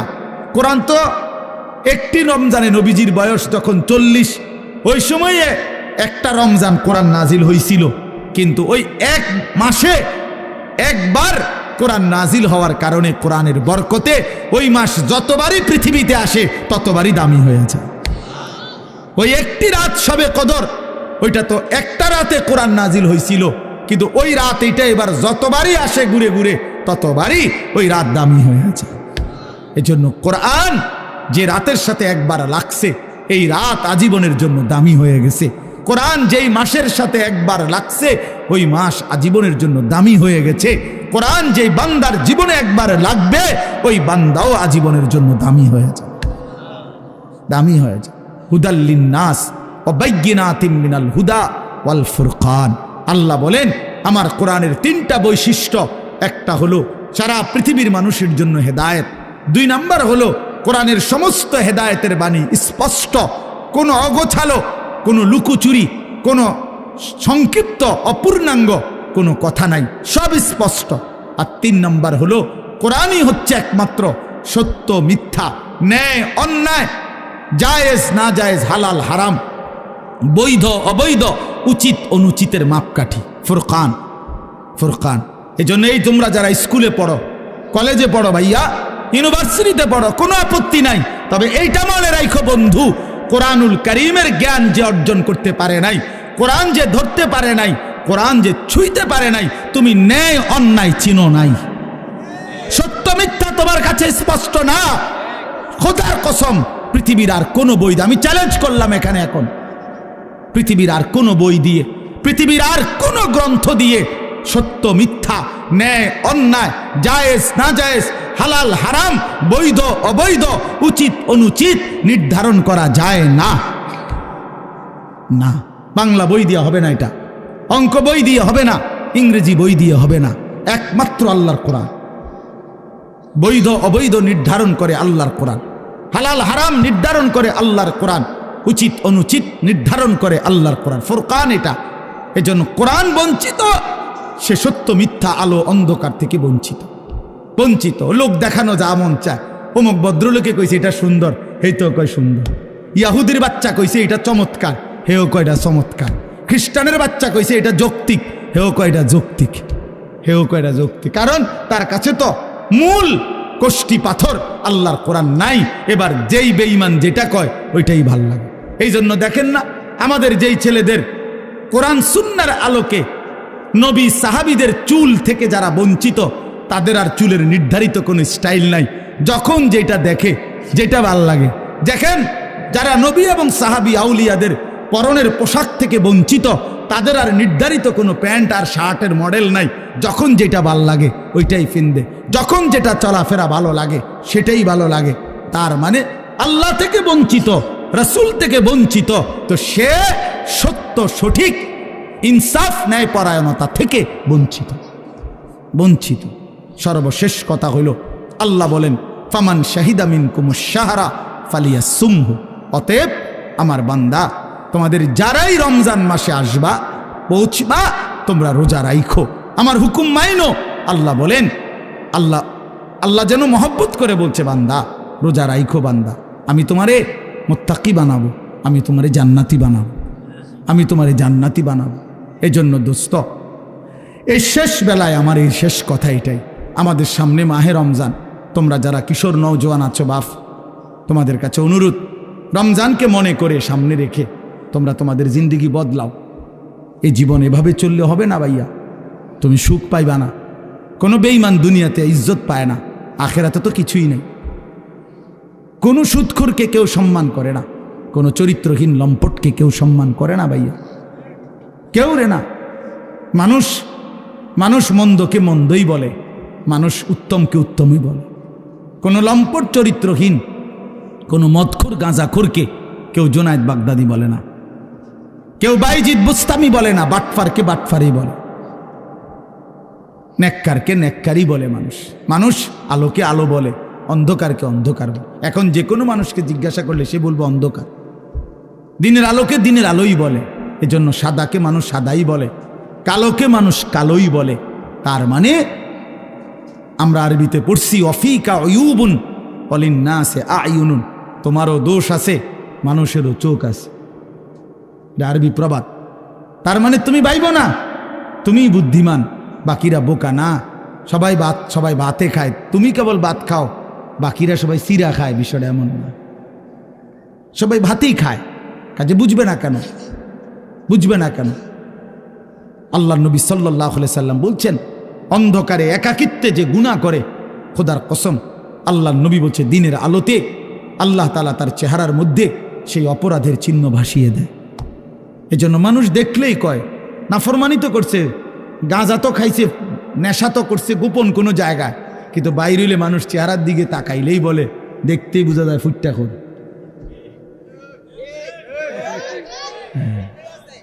ফুট্টাখোর, বাবাখোর, ডাইলখোর। হ্যাঁ, বুঝেন নাই? চেহারা দেখলেই বোঝা যায়। আমি তো এই জন্য অনেক সময় বলি যে অনেক ছেলে আছো তোমরা, তোমাকে সমবয়সী বন্ধু, তোমার চুল এবং তোমার স্টাইল দেখা কয় দোস্ত তোরে সেরকম লাগে। তা আমি বলি যে তুমি একটাবার জিঙ্গাইলা না দোস্ত, সেরকম তো লাগে বুঝলাম, সেটা কেডা? সে কে? যার মতো লাগে সে কে? তুমি তো আমার একটা কারো না কারো মতোই কইতে চাইছো যে সেরকম লাগে, তো সেরকমটা কে? সে কে? তাইলে দেখবা সে কইব দোস্ত তোমারে ফুট্টাখোর বাবাখোরের মতো লাগে, তোমারে ডাইলখোর নেশাখোরের মতো লাগে, ইয়াবাখোর লম্পটের মতো লাগে বেটা। এই জন্য দুশ্চরিত্রকে কেউ ইজ্জত করে না, বেহায়া নারীকে কেউ সম্মান করে না। কোন বেপর্দা নারীকে দেখে রাস্তার কোনো লম্পট, কোনো বখাটে দুশ্চরিত্র মানুষ যারা নারীকে দেখে, বেহায়া বেপর্দা নারীকে, তাকে নিয়ে কেউ রাবেয়া বসরির কল্পনা করে না, রাবেয়া বসরির কল্পনা করে না, তাকে নিয়ে অসভ্য কল্পনাই করে, উলঙ্গ কল্পনাই করে। এই জন্য ভাইয়া নিজের কদর করো, এটা উপলব্ধির বিষয়, এটা উপলব্ধির বিষয়। আল্লাহ আমাদেরকে বুঝ দান করেন। আল্লাহ তাআলা আজকের এই মাহফিল ভরপুর কবুল করে নেন। যাদের ভালোবাসায়, যাদের আয়োজনে, যাদের আন্তরিক প্রচেষ্টায় মাহফিল হয়েছে, আল্লাহ তাআলা সকলকে উত্তম বিনিময় দান করেন। আগামী দিনেও আল্লাহ তাআলা এই মাহফিলকে কায়েম দায়েম করে দেন। আমরা সবাই রমজানকে কদর করব তো ইনশাআল্লাহ? বলেন ইনশাআল্লাহ। ওই সাদা গেঞ্জি ছেলে একটা মিনিটের জন্য মোবাইলটার থেকে চোখ সরাইছে। মানুষরে বললাম না, জানোয়াররে বললাম, কিছুই বুঝলাম না। এক মিনিট, এখন ভাল লাগছে নি ভাই? আমি তো শরম পাইলেন সবাই। এক মিনিট চোখটা ফিরাইছে না, এইটার দিকে তাকাইয়াই রইছে, মানে পুরাটা নজর এটার দিকে। কারে বলি? কেন বললাম? আমি ছাড়তে রাজি না, আমি দরকার হলে আর কোনোদিন আসবো না, কোনো অসুবিধা নাই, কিন্তু আমি ছাড়তে রাজি না। আমি জিন্দিগির কঠিন সিদ্ধান্ত নিয়েই বয়ান করি, আমার নওজোয়ান বদলাইতে হবে, আমার সিদ্ধান্ত এটা, আমার নওজোয়ান বদলাইতেই হবে। কেন এতগুলো আবেদন, এতক্ষণ ধরে অনুরোধ, কোনো কানে লাগলো না? কোনো কানে লাগলো না? এটা কেমন কথা বলেন? এটা কেমন ধরনের অসভ্যতা? এতক্ষণ পর্যন্ত বললাম, এতবার বললাম, না কোনোভাবেই। আমি বললাম না, অনেকের সিদ্ধান্ত এটা যে হুজুর আমি জীবনে কারো কথা শুনি নাই, আমি শুনবো না। আল্লাহ আপনাকেও মাফ করে দেন। হ্যাঁ ভাইয়া, আমি আমার কথা স্পষ্ট, এটা তোমরা ফিরবা না কেন ভাই? আগামী দিনের ইসলামের জন্য লড়বে কে?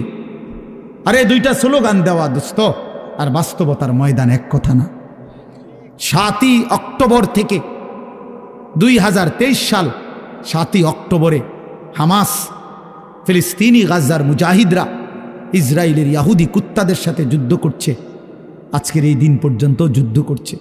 সব হারায় ফেলছে এক একজন, মা বাবা, পরিবার, স্ত্রী, সন্তান, বসত ভিটা, মাটি সব হারায়া এখনো ইসরায়েলের কুত্তাদের কাছে হার মানে নাই, মাথা নোয়ায় নাই। এই হিম্মত, এই বাহাদুর আর দুইটা স্লোগান, এক কথা না ভাই, এক কথা না। আফগানের মুজাহিদরা একবার গোটা রাশিয়া না, সোভিয়েত ইউনিয়নের বিরুদ্ধে যুদ্ধ করছে এক টানা। সোভিয়েত ইউনিয়ন তখন রাশিয়া সহ আশপাশের অসংখ্য দেশ নিয়ে একসাথে ছিল, জোট সোভিয়েত ইউনিয়ন। ওদের সাথে একবার যুদ্ধ করে রাশিয়াকে, সোভিয়েত ইউনিয়নকে তছনছ করে ভাঙ্গা খান খান করে দিছে। রাশিয়া পরাজিত হয়েছে, সুপার পাওয়ার ছিল। এরপরে আবার আফগানের মুজাহিদরা আবার এই আমেরিকা সহ এই ইউরোপের সাথে যুদ্ধ করে আবারও এই তালেবান যুদ্ধ করে বিজয় লাভ করছে। অতএব লাগাতার যুদ্ধ করছে, লাগাতার কত শহীদ, কত রক্ত, কত খুন ঝরেছে, কিন্তু তারা ময়দান ছাড়ে নাই। শেষ পর্যন্ত বিজয়ের পতাকা আফগানের মুসলমানরা, মুজাহিদরাই উড়াইছে। এজন্য দোস্ত, আমার কথা রাগ হইও না, তুমি বুঝতে শিখো।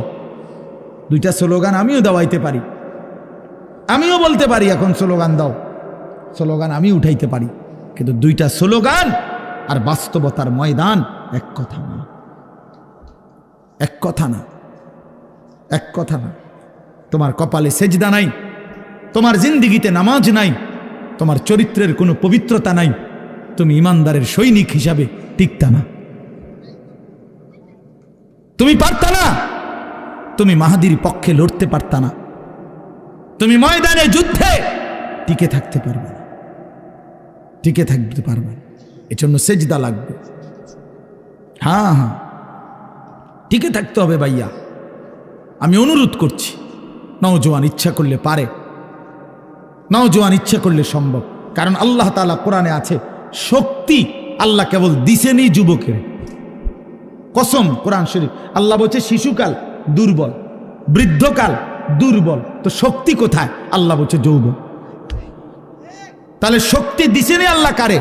নওজোয়ান, নওজোয়ান রে।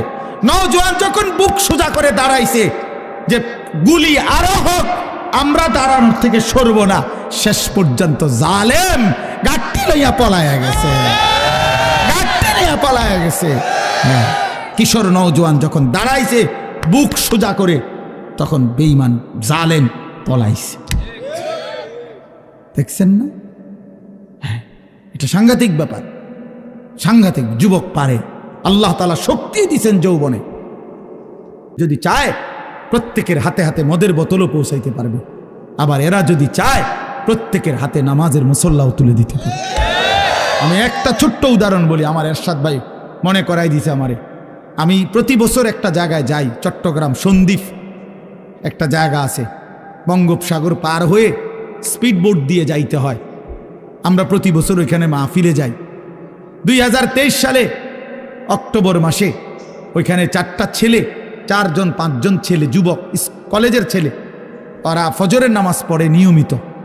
তো এরা একদিন ফজরের নামাজের পরে সবসময় তারা সাগরের পাড়ে হাঁটে, তাদের দ্বীপের পাশ, তাদের বাড়ির পাশেই তো সাগর।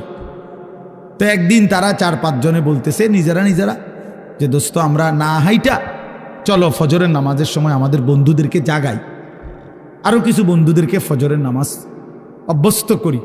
এই 4-5 জন ছেলে সিদ্ধান্ত নিছে যে কোন কোন এলাকায় যাবে, কেমনে কি করবে, একটা নকশা তৈরি করছে নিজেরা। এটা লিখবে কোথায়? ওরা নিজেরা আমার বলতেছে, হুজুর কাগজ পাচ্ছিলাম না তখন সকালবেলা ফজরের পর, তো পরে সাগরের পারে একটা সিগারেটের প্যাকেট নিয়া, সিগারেটের প্যাকেট উল্টাইয়া, ওই জায়গাটা তো সাদা, বুঝেন নাই, ওইখানে আমরা আমাদের পরিকল্পনাটা লিখছি। লিখা এরপরে আমরা পরের দিন থেকে কাজ করছি। গত বছর নভেম্বরে 24 সালের 19 তারিখ আমি সেই সন্দ্বীপে মাহফিলে যাওয়ার পরে তারা আমার আগেই বলছে যে হুজুর আপনার মাহফিল রাত্রে যেখানে, মানে যেমন এখন মাহফিল করলাম, তো এই প্যান্ডেলেই ফজরের পরে আমগো মাহফিল, হেদের মাহফিল আলাদা, এটা ফজরের বাদে মাহফিলেই ফজরের বাদ। বলছে ওয়াইজ আমনে একজনই। ঠিক আছে, ওইখানে থাকতে হয়, রাত্রে আসার সিস্টেম নাই, গাড়িতে স্পিড বোট দিয়ে আইতে হয়। ফজরের পরে আমি দেখলাম ছেলেরা আসতেছে, সব কিশোর নওজোয়ান। এরপরে এই আধা ঘন্টার ভিতরে পুরাটা প্যান্ডেল 2টার সমান হইব, আমার মনে 3টার সমান হইব প্যান্ডেল, পুরা প্যান্ডেল পুরা। আমি ওই ছেলে এবারে বললাম কয়জন আপনাদের সদস্য? ওরা বলতেছে হুজুর এই 1 বছরের মেহনতে 4,500 ছেলে আমাদের লিস্টেড এখন ফজরের নামাজ জামাতে পড়ে। কসম খোদা, যুবক চাইলে পারে, যুবক চাইলে গড়তে পারে, যুবক চাইলে নষ্ট করে দিতে পারে। নবীজির একজন 16 বছরের সাহাবী হযরত আবু বকর সিদ্দিকের আমলে যায়েদ ইবনে সাবেত, ওনাকে তিনি বলছিলেন কোরআন সংকলন করতে, কোরআন একত্র করতে। তো তিনি জিজ্ঞেস করছিলেন পারবানি এটা? তিনি বলছেন আমি চাইলে, আপনি বললে আমি পাহাড় কাইটা আরেক জায়গায় স্তূপ দিতে পারব। পারতাম না কেন? নওজোয়ান পারবে না তো পারবে কে? এজন্য প্রিয় নওজোয়ান, তোমাদেরকে বলি ভাইয়া, যারা এই মাহফিল সাজাইছো ভাই, তোমাদের কাছেও যুবক ভাই অনুরোধ, ফিকির করা দরকার। গতানুগতিক শুধু একটা মাহফিল না, এখানেই যেন শেষ হয়ে না যায়। তুমি আবার ভাবো, তোমরা নওজোয়ানরা, এই সমাজের মানুষ, আমাদের ছেলেদেরকে, কিশোরদেরকে নামাজি বানানোর জন্য আর কি করা যায়? আরো পদক্ষেপ নাও। কিভাবে ফজরের নামাজ একে অপরকে ডাকা যায়, চেষ্টা করলে বুদ্ধি বের হবে, একসাথে বসলে বুদ্ধি বের হবে। আরো কিভাবে মানুষের সমাজের কল্যাণ 2 ভাবে হয়। এক হলো মানুষকে অন্ন, বস্ত্র, বাসস্থান, চিকিৎসা, শিক্ষা, সামগ্রী, বিভিন্ন এই পণ্য, এগুলো দেওয়ার মাধ্যমেও মানব সেবা। আরেকটা হলো মানুষের জিন্দিগি পরিবর্তন করে দেওয়া, এটাও শ্রেষ্ঠতম মানব সেবা। এক ছেলে আল্লাহর রাস্তা পেয়ে গেছে, এক ছেলের নামাজের মজা পাইয়া গেছে, এটাও অনেক বড় কল্যাণ। আল্লাহ আমাদের সন্তানদেরকে, আমাদের যুবকদেরকে কবুল করে নেন, আমিন। সুবহানাল্লাহি ওয়া বিহামদিহি, সুবহানাকাল্লাহুম্মা বিহামদিকা, আশহাদু আল্লা ইলাহা ইল্লা আনতা আস্তাগফিরুকা ওয়া আতুবু ইলাইক। আলহামদুলিল্লাহি রাব্বিল আলামিন। اللهم أنت السلام ومنك السلام، تباركت يا ذا الجلال والإكرام، يا أرحم الراحمين، يا أرحم الراحمين، يا أرحم الراحمين. ربنا ظلمنا أنفسنا وإن لم تغفر لنا وترحمنا لنكونن من الخاسرين. ربنا آتنا في الدنيا حسنة وفي الآخرة حسنة وقنا عذاب النار. رب ارحمهما كما ربياني صغيرا. ربنا هب لنا من أزواجنا وذرياتنا قرة أعين وجعلنا للمتقين إماما. مولاي كريم আপনি মাফ করে দেন, রব্বে করিম আপনি মাফ করে দেন, মেহেরবান মাওলা আপনি মাফ করে দেন। রাত অনেক গভীর মাওলা, অন্ধকার রজনী মাওলা, আমরা অল্প কয়েকজন নাফরমান গোলাম, গুনাহ আমাদের অনেক বেশি, নাফরমানি আমাদের অনেক বেশি মাওলা। আল্লাহ আপনি মাফ করে দেন। আযাব দিলে আপনার কোনো লাভ নাই, মাফ করে দিলে আপনার কোনো ক্ষতি নাই, মাফ করলে আপনার কমবে না, মাফ না পেলে আমাদের উপায় থাকবে না। আয় আল্লাহ, পেছনের জিন্দিগি মাফ করে দেন, আগামী জিন্দিগি সুন্দর করে দেন, ঈমান আমলের দৌলত দান করেন, ইজ্জত আফিয়ত দান করেন, তাকওয়া তহারত দান করেন, হিম্মত ইস্তেকামত দান করেন, দ্বীনের উপরে থাকার চলার তৌফিক দান করেন। আল্লাহ আপনি কবুল করেন, মনসুর করেন। আয় আল্লাহ, সমস্ত কবরবাসীদেরকে মাফ করে দেন, কিয়ামত পর্যন্ত কবরের আযাব মাফ করে দেন, কবরগুলোকে জান্নাতের টুকরা বানিয়ে দেন, আপনার নূরে রহমত দ্বারা ভরপুর করে দেন। আল্লাহ আমাদের জিন্দিগি সুন্দর করে দেন, সেজদাওয়ালা কপাল বানিয়ে দেন, কাঁদনেওয়ালা চোখ বানিয়ে দেন, জিকিরওয়ালা জবান বানিয়ে দেন, মোহাব্বতওয়ালা দিল বানিয়ে দেন। আল্লাহ কিশোর যুবক ছেলেগুলোকে বদলে দেন, বদলে দেন, বদলে দেন। আপনি চাইলেই বদলে যাবে, আপনি না চাইলে কিছুই হবে না, আপনি না চাইলে কিছুই হবে না। আল্লাহ আপনি জিন্দিগি বদলে দেন, আল্লাহ আপনি হিদায়েত দান করেন, আপনি কবুল করে নেন। আল্লাহ একটা যুবককেও বঞ্চিত করেন না। আমি অনেক শক্ত কথা বলেছি, অনেক ধমক দিয়েছি, আল্লাহ মাকসাদ শুধু আপনার দিকে পরিবর্তনের আশায় বলেছি, আখিরাতের আশায় বলেছি। আল্লাহ আপনি প্রতিটা যুবককে নামাজি বানিয়ে দেন, চরিত্রবান বানিয়ে দেন, উত্তম আখলাকওয়ালা বানিয়ে দেন। আল্লাহ আগামীর পৃথিবীর জন্য কবুল করে নেন, কালেমার পতাকার জন্য কবুল করে নেন, ইসলামের বিজয়ের জন্য কবুল করে নেন, ইমাম মাহাদির সৈনিক হিসাবে কবুল করে নেন। আল্লাহ আল্লাহ যেই যুব সমাজ আজকের এই মাহফিল সাজিয়েছে, আপনি তাদের জিন্দিগি সাজিয়ে দেন, আপনি তাদের জীবন সাজিয়ে দেন, আপনি তাদের আখিরাত সাজিয়ে দেন।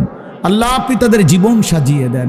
আমার বয়স্ক বাবা চাচা যারা, সকলকে আরো বেশি নেক আমলের তৌফিক দান করেন। পর্দার আড়ালের মা বোনদেরকে পর্দা পুশিদা দান করেন। আমার প্রবাসী বিদেশের জমিনে বাবা ভাই যারা সহি সালামতে নিরাপদে ইমান আমলের সাথে রাইখেন মৌলা। আল্লাহ আমাদের প্রত্যেকের জিন্দেগি সুন্দর করে দেন, আখিরাত সুন্দর করে দেন, স্ত্রী সন্তান নিয়ে নেক জীবন দান করেন। আল্লাহ নাফরমান বেহায়া বিবি দিয়েন না, বেপর্দা মেয়ে দিয়েন না, বেনামাজি সন্তান দিয়েন না। আল্লাহ নাফরমান অবাধ্য পরিবার দিয়ে বেইজ্জতি কইরেন না। আল্লাহ আল্লাহ সকলকে বদলে দেন। আল্লাহ মাহে রমজান পর্যন্ত হায়াত দান করেন, রমজান পর্যন্ত হায়াত ভিক্ষা দান করেন, রমজান পর্যন্ত পৌঁছিয়েই দেন। রমজান দেখা যায় মাওলা, রমজানের ঘ্রাণ শোনা যায়। এত কাছে এনে কবরে নিয়েন না, এত কাছে এনে বঞ্চিত কইরেন না। আল্লাহ রমজান পর্যন্ত হায়াত দেন মাওলা। আল্লাহুম্মা বারিক লানা ফি রাজাব ওয়া শাবান ওয়া বাল্লিগনা রমাদান ওয়া বাল্লিগনা রমাদান ওয়া বাল্লিগনা রমাদান।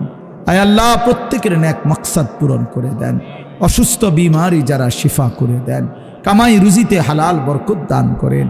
আল্লাহ যে যা নেক তামান্না করেছে প্রত্যেকের আশা আকাঙ্ক্ষা আপনি পূরণ করে দেন। আল্লাহ এই মাহফিল খানা কবুল করে নেন, আগামী দিনেও ইন্তজাম করার তৌফিক দান করেন, আরো সুন্দর আয়োজন করার তৌফিক দান করেন। আল্লাহ আপনি কবুল করেন, আপনি মঞ্জুর করেন, আপনি রহম করেন, আপনি করম করেন, আপনি ইজ্জত দান করেন, আপনি আফিয়ত দান করেন। আল্লাহ আল্লাহ আপনি মেহেরবানি করেন। আল্লাহ সারা দেশকে নিরাপদ করে দেন, সারা পৃথিবীর মজলুম মুসলমানকে বিজয় দান করেন, ইসরায়েলের ইহুদি বেঈমানদেরকে ধ্বংস করে দেন। আল্লাহ মুমিনের বিজয় দান করেন, কালেমার বিজয় দান করেন। রব্বির হামহুমা কামা রব্বায়ানি সগীরা রব্বানা হাব লানা মিন আজওয়াজিনা ওয়া যুররিয়াতিনা কুররাতা আয়ুন ওয়াজআলনা লিল মুত্তাকিনা ইমামা। সুবহানা রাব্বিকা রব্বিল ইজ্জাতি আম্মা ইয়াসিফুন ওয়া সালামুন আলাল মুরসালিন আলহামদুলিল্লাহি রাব্বিল আলামিন। আসসালামু আলাইকুম ওয়া রাহমাতুল্লাহ। আসসালামু আলাইকুম।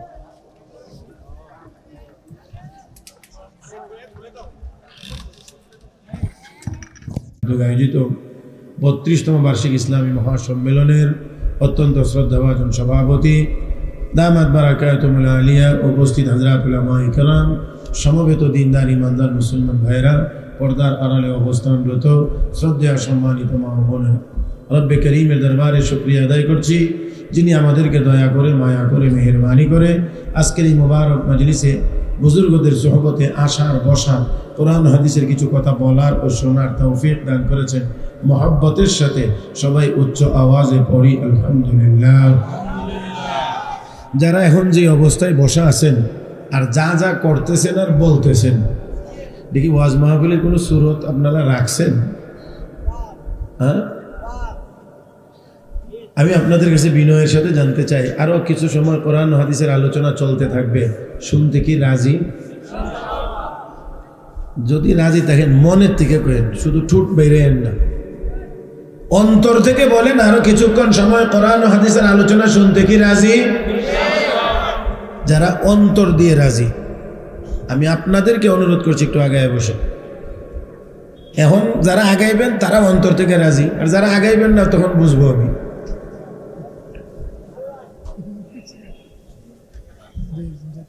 হ্যাঁ, আমি এই ঝাঁকুনিটা দেওয়ার উদ্দেশ্য হইল যারা অন্তর থেকে বলছে আর বসবে, আর যারা মনে করে ভাবতেছে যে যাবো না থাকবো, থাকবো না যাবো, থাকবো না যাবো, এরার জন্য যাইবার একটা সুযোগ হয়ে যায়। এই যে এইদিকে যারা আছেন দয়া করে বসেন, ক্যামেরা ট্যামেরা শুদ্ধ বসেন, এখন সব বসেন। ভাই ক্যামেরা একবারে দিয়ে ঠিক করে দিতে হবে। ওয়াজ চলবে তো চলার মতো চলবে, ঠিক ও ঠিক নাই, চলবে তো চলার মতো চলবে। মাশাআল্লাহ। এখানে যারা দোতলায় বসছেন আপনাদেরকে অনুরোধ করছি আল্লাহর হস্তে বলছি, তারপরে আমার আর নিচে নামার মতো আর শব্দ জানা নাই। এইদিকে যারা ওই যে প্যান্ডেলের সীমানায় উকি ঝুঁকি মারতেছেন, আইবেন না বাইরে যাইবেন, আপনারা সিদ্ধান্ত একটা নেন। আগে ময়দান ঠিক করতে হবে, তারপরে ওয়াজ হবে, এর আগে ওয়াজ হবে না। আপনাদের যদি মনে হয় যে আপনাদের ডাইনে বামে আরো কিছু দেখার বাকি আছে, তাহলে আল্লাহর হস্তে আগে দেখে নেন। বুঝাইতে পারি নাই? আপনাদের যদি ডাইনে বামে কোনো কিছু দেখার বাকি থাকে, তাহলে আগে একসাথে দেখে নেন, যাতে বারবার আর দেখতে না হয়। একবারে সময় দেই, দেখে নেন, পরে যেন আর এদিক ওদিক না তাকান। এবার আগায়া বসছেন, আমি বিশ্বাস করি যে আপনারা অবশ্যই অন্তর থেকে এই কথা বলেছেন যে আরো কিছুক্ষণ বয়ান শুনবেন, এটা আমি বিশ্বাস করে নিলাম। এবার একটু সবাই সোজা হয়ে আমার দিকে তাকান। আর জোয়ান মানুষ হাঁটু খাড়া করে এমনি বান দিছে, মুরব্বী হইলে তো কিছুটা মানা যায়। আরে আপনার দিকে চাইছি, আপনারা হেনে না বুঝেন না যে এইদিকে এই রুগী আছে, এইদিকে চাইলে তো হে বেটা একটু সরম লাগবে, এই জন্য আমি অন্যদিকে চাই রয়েছি। একটু দয়া করে আমার দিকে তাকান, একদম সোজা আমার দিক। আমারে দেখলে শাহিন ভাইরও দেখা যাইব, আবার উনি আবার রাগ করবে যে আমার কথা দিয়ে কয় না। আমার দিকে তাকাইলে যারা আছেন সবাইরে দেখতে পারবেন। কষ্ট দিয়ে লাইছি মনে হয় একটু, না?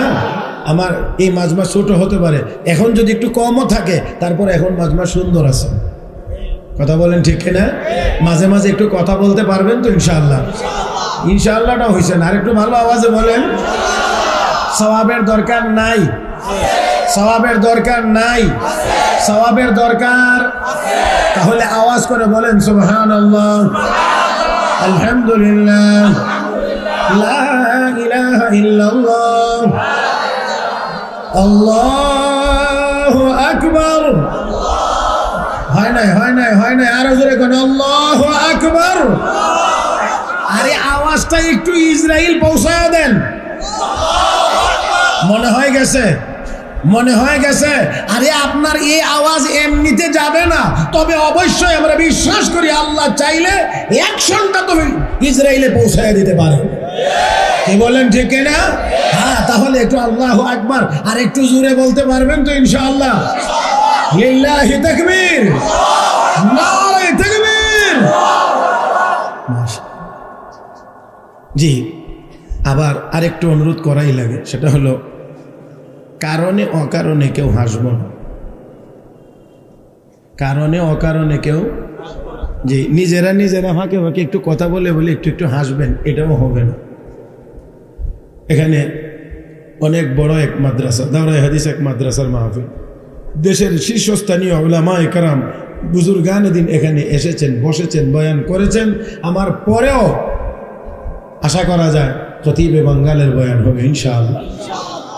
কাজেই এত মুবারক মাজলিসে বসে আমরা এখান থেকে কিছু নিয়ে যাইতে চাই। কথা কয় না? অলিপুরি হুজুর দামাত বারাকাতুম যে গুরুত্বপূর্ণ কথাগুলো বলেছেন, যদি আসলে আমরা সত্যিই হৃদয়ে দিয়ে গ্রহণ করে নিয়ে যাইতে পারি, হেদায়েতের জন্য তো এতটুকুই আজকের অদ্দুর বয়ানই যথেষ্ট। কিন্তু আমাদের বয়ান হয় বেশি, আমল হয়, কথা কয় না, বয়ান হয় বেশি, আমল হয় কম। আমরা বেশি শুনতে চাই, আমল করতে চাই কম। সাহাবায়ে কেরাম রিদওয়ানুল্লাহি তাআলা আলাইহিম আজমাইন, তারা আমল করতেন, শুনতেন যতটুকু, আমল করতেন ততটুকু। আজকে আমল করি না, আমলের ব্যাপারে নিরুৎসাহিত করি, আবার আমলের ব্যাপারে যুক্তি খুঁজি, আমার বুঝে আসে। অনেকেই বলে আমার বুঝে আসে না, আমার যুক্তিতে মিলে না। তোমার যুক্তিটাই কি আর মিলবেই কি? আর একটি কথা তো মৌলিক কথা মনে রাখতে হবে, যুক্তি দিয়ে ইসলাম চলে না।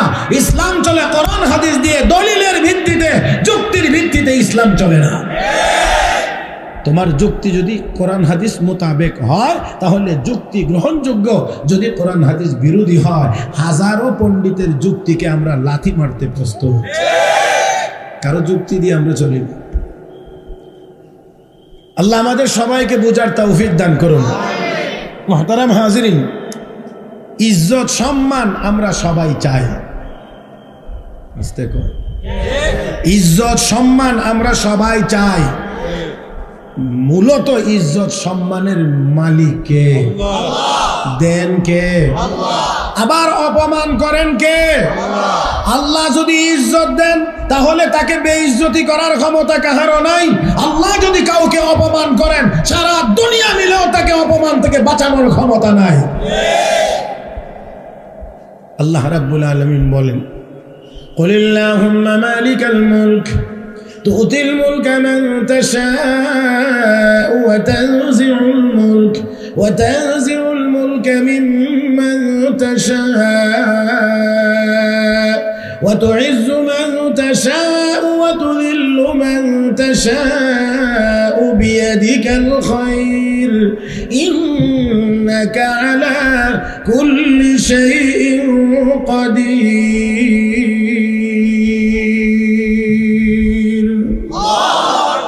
আওয়াজ করে বলেন, সকল ক্ষমতার একমাত্র মালিক আল্লাহ। সকল ক্ষমতার একমাত্র মালিক আল্লাহ। ومن الناس من يتخذ من دون الله أندادا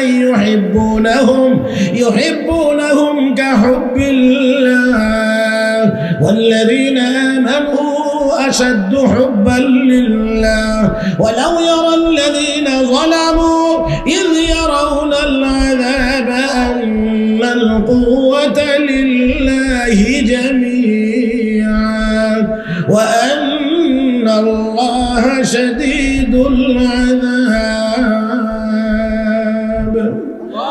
আওয়াজ করে বলেন, সব ক্ষমতার একমাত্র মালিক আল্লাহ। দুনিয়ার কেউ মালিক না। আমরা আমাদের মধ্যে যত রকমের যত ধরনের শক্তি দেখি না কেন, এটা আসলে আমার আপনার না, কার দেওয়া? এই জন্য আল্লাহ যখন দেন তখন শক্তিশালী হয়, আল্লাহ যখন নিয়ে যান তখন আর শক্তি থাকে। ও ভাইরা, ও বন্ধুরা, দুনিয়াতে বহু মানুষ নিজেকে অনেকভাবেই শক্তিশালী মনে করেছে, কিন্তু তাদের শক্তি আমার আল্লাহ মুহূর্তের মধ্যে কেড়ে নিয়ে গেছেন। আমার আল্লাহ কাউকে কারো শক্তি আমার আল্লাহ নদীর পানিতে চুবাইয়া দিয়েছেন। হে মুসলমান, কারো শক্তি আমার আল্লাহ জুতা দিয়া বাইরে। কথা কয় না। হে মুসলমান, বহু শক্তিশালী মনে করেছে, অনেক বড় চেয়ারে অধিষ্ঠিত ছিল, চেয়ারে বসেছিল, মানুষকে ডেকে ডেকে এনে অপমান অপদস্থ করেছে। আমার আল্লাহ কয়, রাগ, সময় শেষ হয়ে আসছে। সময় যখন শেষ হয়েছে, এমন ব্যক্তিদেরকে আবার কলা পাতার বিছানায় ঘুমাইতেও দেখা গেছে। হ্যাঁ, বহু আলেমের বদ্ধ আছে তার উপরে, বহু আলেম ওলামার বদ্ধ আছে। মনে রাখতে হবে, জবান বন্ধ করে দেওয়া যায় ভয় দেখায়া, ওই তো কিছু সময়ের জন্য বন্ধ করে দেওয়া যায়, জেলখানাতে কাউকে আটকায় রাখা যায়, কিন্তু মনে রাখতে হবে ওলামায়ে কেরামের শেষ রাতের চোখের পানি আটকায় রাখা যায় না।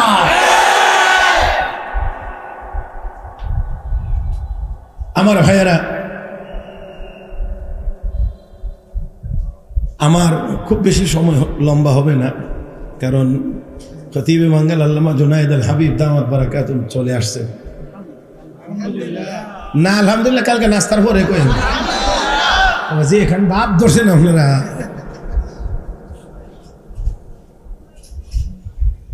আমার তো কথা বলার কথা ছিল, আসলে এই মাদ্রাসার মাহফিলে যত উলামায়ে কেরাম দাওয়াত দেন, আমার মনে হয় আমার চেয়ে ছোট আর কেউ নেই। আমার কথা ছিল এশার নামাজের পরে, কিন্তু সব ওলামা একরাম একসাথে হাজির। এখন দেখে মানে অটোমেটিকলি আমার সিরিয়াল গেছে পিছনে। এখন অবস্থা হয়েছে কি, রসগোল্লা খাওয়ার পরে চা খাওয়ার পর বয়সে আর কি, অনেকটা এমন হয়েছে আর কি। কথা বুঝলেন নাই তো? রসগোল্লা খাওয়ার পরে যদি চা খান তো মিঠা লাগে না, না কিরকম লাগে জানি এটা আপনারা বলবেন আর কি। অনেকটা মানে এরকম হয়েছে। তারপরেও যেহেতু আমার পরে আল্লামা জুনায়েদ আল হাবিব সাহেব দামাত বারাকাতুহুম আসবেন, সেই জন্যে উনি আসা পর্যন্ত যে কতটুকু সময় পাওয়া যায়, এই কয়েক মিনিট সময় আমি আপনাদেরকে নিয়ে একটু কথা, একটু আলোচনা, একটু কথাবার্তা বলতে থাকি। তারপর ইনশাআল্লাহ উনি আসবেন, গুরুত্বপূর্ণ বয়ান হবে, শুনে আখিরি মুনাজাত করে যাবেন ইনশাআল্লাহ। আল্লাহ তুমি সবাইকে তৌফিক দান করো, আল্লাহ তুমি সবাইকে তৌফিক দান করো। বলছিলাম আমরা দুনিয়াতে ইজ্জত সম্মান চাইনি না চাই না? দিবেন কে? দিবেন কে? তো চাইবেন কার কাছে? কিভাবে? গুনাহ করে। হ্যাঁ কথা কয় না, গুনাহ করে, কাজ করে গুনার, চাই সম্মান। মনে মনে ভাবছি যে এই পথেই মনে হয় সম্মান পাওয়া যাবে। না না, এই পথে সম্মান পাওয়া যাবে যে এই বুজুর্গরা একটু কন যে আমরা এনে ওয়াজ করতেছি, ওয়াজ শুনতেছি। জি জি ভাই আসতে, আমি আর কিছু করতে পারি আর না পারি, অন্তত ময়দানটা যদি একটু ঠিক করে দিয়ে যাইতে পারি, পরবর্তী বুজুর্গে এসে যদি আপনাদেরকে নিয়ে একটু সুন্দরভাবে কথা বলতে পারেন, তাহলে আমি মনে করবো আমার এই চেষ্টাটাই আজকের জন্য যথেষ্ট। বয়ান আলহামদুলিল্লাহ আল্লাহ পাক অনেক করাইছেন, করছি তো। মুহতারাম হাজিরিন, নাফরমানি করব আর আল্লাহর কাছ থেকে সম্মানের আশা করব, দুইটা একসাথে হতে পারে না। আল্লাহ রাব্বুল আলামিন বলেন, মান আমিলা সালিহান মিন যাকারিন আও উনসা ওয়া হুয়া মুমিন ফালানুহইয়ান্নাহু হায়াতান তাইয়্যিবা ওয়া লানাজজিয়ান্নাহুম আজরাহুম বিআহসানি মা কানু ইয়ামালুন।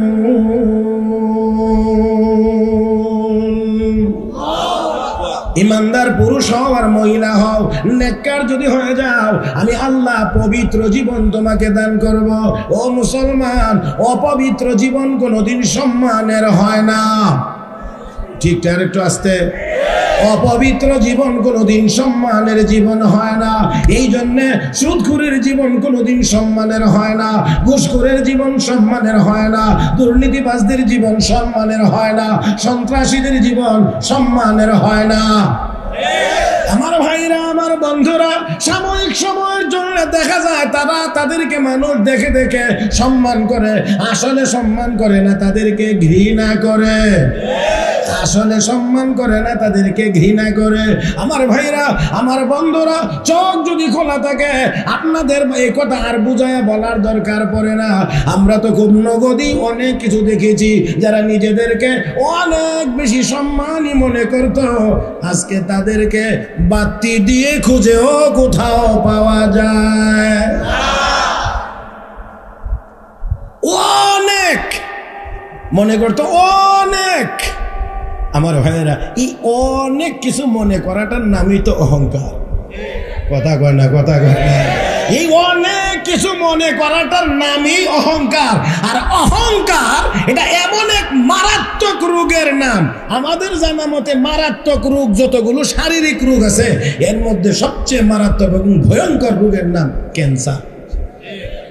নাকি আরো রোগ আছে, থাকতে পারে, আমি একটার কথা বলছি। এর অন্যতম একটার নাম হলো ক্যান্সার। এটা ক্যান্সার যদি ছড়ায়া পড়ে সারা শরীরে, বাঁচার কোনো সম্ভাবনা, ডাক্তার বলে আর সম্ভাবনা আমাদের কাছে, কার এই লাইনে কোনো চিকিৎসা নাই, বাঁচানোর কোনো সম্ভাবনা থাকে না, বাঁচার সম্ভাবনা থাকে না। অহংকারও যদি কারো ভিতরে ঠিক মতো বিস্তার লাভ করে, ওই লোকটাকেও অপমানের হাত থেকে বাঁচানো যায় না। এটা এমন এক মারাত্মক রোগের নাম। আমার ভাইরা, যেই দিক দিয়ে দুনিয়ার লাইনেও যদি কারো মধ্যে অহংকার আসে, তাহলে দুনিয়ার লাইনের পতন হবে। আখিরাতের লাইনেও যদি কারো মধ্যে অহংকার সৃষ্টি হয়, আখিরাতের লাইনেও তার পতন হবে। আমি এই জন্যে খুব লম্বা করার সুযোগ যেহেতু পাবো না, এই জন্যে একটা ছোট্ট ঘটনা আপনাদেরকে শোনাইতে চাই। শাইখুল মাশায়েখ হযরত আবু আব্দুল্লাহ আন্দলুসী রহমতুল্লাহি আলাইহি, উনার একটি ঘটনা, শাইখুল হাদিস হযরত আকদাস হযরত মাওলানা জাকারিয়া রহমতুল্লাহি আলাইহি একটা কিতাব লিখেছেন। এই মর্মে কিতাবটির নাম উম্মুল আমরাজ। কিতাবটির নাম উম্মুল আমরাজ, সকল রোগের জননী। শারীরিক রোগের মধ্যে অনেকেই বলে থাকেন ডায়াবেটিস হলো সকল রোগের জননী। এর ডায়াবেটিস যার শরীরে থাকে তার শরীরে অনেক ধরনের রোগ দেখা দেয়। ঠিক তেমনি ভাবে আধ্যাত্মিক লাইনে অহংকার যদি কারো কলবের ভিতরে থাকে তাহলে এই অহংকারে তার ভিতরে আরো অনেক রোগের জন্ম দেয়। আর এই অহংকার যদি কারো কলবের ভিতরে থাকে, কথাটা একটু খেয়াল করে শুনেন, আমি ছোট মানুষ, কম এলেম কম আমল, তবে কিতাবে যেহেতু আছে, বুজুর্গরা বলেছেন, বড়রা বলেছেন, সেই জন্য বলছি যে অহংকার যার কলবের ভিতরে থাকবে, যার কলবের ভিতরে থাকবে, তার সামনে সত্য যদি সূর্যের মতো প্রকাশ পায় তারপরেও সে গ্রহণ করতে পারবে না। এর বড় উদাহরণের নাম মিস্টার আবু জাহেল। আবু জাহেল কি দেখছে না, বুঝছে না যে নবী সত্য? কথা কয় না, জানছে, বুঝছে সব।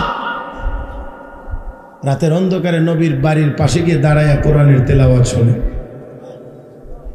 আসার সময়ে পায়ের আওয়াজ পাওয়া যায়, জুতা স্যান্ডেলের আওয়াজ পাওয়া যায়, তো বোঝা যায় আরো মানুষ আছে। তো দেখা গেছে জমতে জমতে জমতে জমতে 5 জন লিডার, নেতা 5 জন, কর্মী নাই এখানে। আবু জাহেল, আবু সুফিয়ান, উতবা সাইবা, আখনাস বিন সুরাইক, কয়জন? 5টা লিডার। একটা জিগা কই গেছিলি, এখন করতে গেলি এত এই গভীর রাত? তুমি না বড় নেতাতে, তুমি কই গেছিলে? এটা আগে বড় নেতাতে শুরু, আমি তো তেলাওয়াত শুনেছি। মহব্বতে কম কি শুনেছে? কিসের তেলাওয়াত? কয় না কিসের তেলাওয়াত? আবু জাহেল যেই নবীর বিরোধী, নবীর দুশমন, এই উম্মতের ফেরাউন নবী যাকে বলেছেন, সেই ফেরাউন গিয়ে গোপনে নবীর কণ্ঠে কোরআনের তেলাওয়াত শুনে, আর নবীর উম্মত হইয়া আমরা আজকে রাত ব্যাপী মোবাইলে কি দেখি, আমি সেটা বলবো না। কি দেখি সেটা আমি বলবো না, আপনারা বুঝে নেবেন কে কি দেখি। আল্লাহ আমাদেরকে হেফাজত করুন। মুসলমানের সন্তান গান ছাড়া ঘুমে ধরে না। তো আবু জাহেল যখন বলছে, বড় নেতা যখন বলছে আমি কোরআনের তেলাওয়াত শুনে আসছি, তাদের তো আর বলতে কোনো অসুবিধা নাই। তারা কয় আমরা এই কামে গেছি। এখন নেতা একজন আরেকজনের হাত ধর, সর্বনাশ। নেতারা গোপনে এই কাম করি, কর্মীরা শুনলে আর ফিরে রাখতে পারবে? কথা বুঝেন নাই? তারাই তো বলে মুহাম্মদের কাছে যায় না, তার তেলাওয়াত শুনবা না। যেখানে তেলাওয়াত করবে তো এখানে সেখানে হট্টগোল গন্ডগোল করবা, যাতে করে তেলাওয়াত নির্বিঘ্নে করতে না পারে। আমার ভাইয়েরা, নির্বিঘ্নে করতে না পারে, এই জন্য মক্কার কাফের বেঈমানরা বাধা দিয়েছে। জায়গায় জায়গায়, রাস্তা ঘাটে, কোথাও আমার নবীকে নির্বিঘ্নে কোরআনের কথা বলতে দেয় নাই, কোরআনের তেলাওয়াত করতে দেয় নাই, নবীকে নিরাপদে চলতে দেয় নাই। আমার বন্ধুরা, তারপরেও একবার না একবার গিয়ে আমার নবী বিজয়ী হয়েছেন। কোরআন আজও আছে, কিয়ামত পর্যন্ত থাকবে। এমনি ভাবে যুগে যুগে কণ্ঠরোধ করার চেষ্টা করা হয়েছে, কোরআনওয়ালাদের কণ্ঠরোধ করার চেষ্টা করা হয়েছে, জেলখানায় বন্দী করা হয়েছে, সব হয়েছে, কিন্তু শেষ পর্যন্ত জালিমদের পরাজয় হয়েছে, ওলামায়ে কেরামের বিজয় হয়েছে।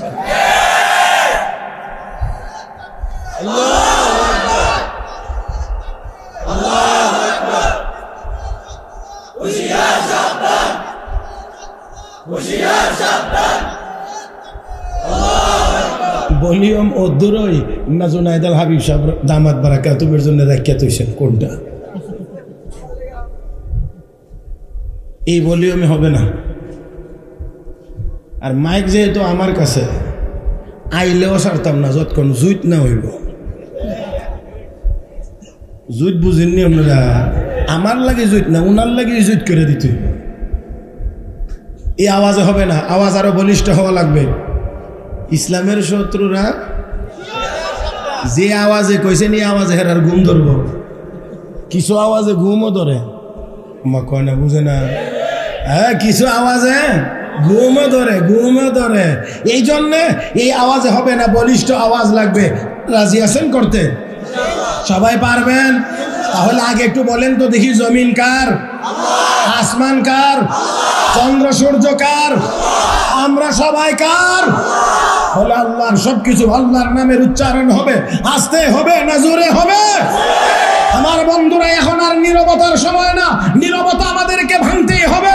ফিলিস্তিনের মুসলমানেরা নির্যাতিত, লেবাননের মুসলমানেরা নির্যাতিত, কাশ্মীরের মুসলমানেরা নির্যাতিত, সারা পৃথিবীতে অঘোষিতভাবে আজ মুসলমানের উপরে নির্যাতন। এই সময়ে নীরব থাকা যায় না। সময় এসেছে মুসলমান ঐক্যবদ্ধভাবে ওই কাফির বেঈমানদের মোকাবেলা ময়দানে ঝাঁপিয়ে পড়া। এবার হোক।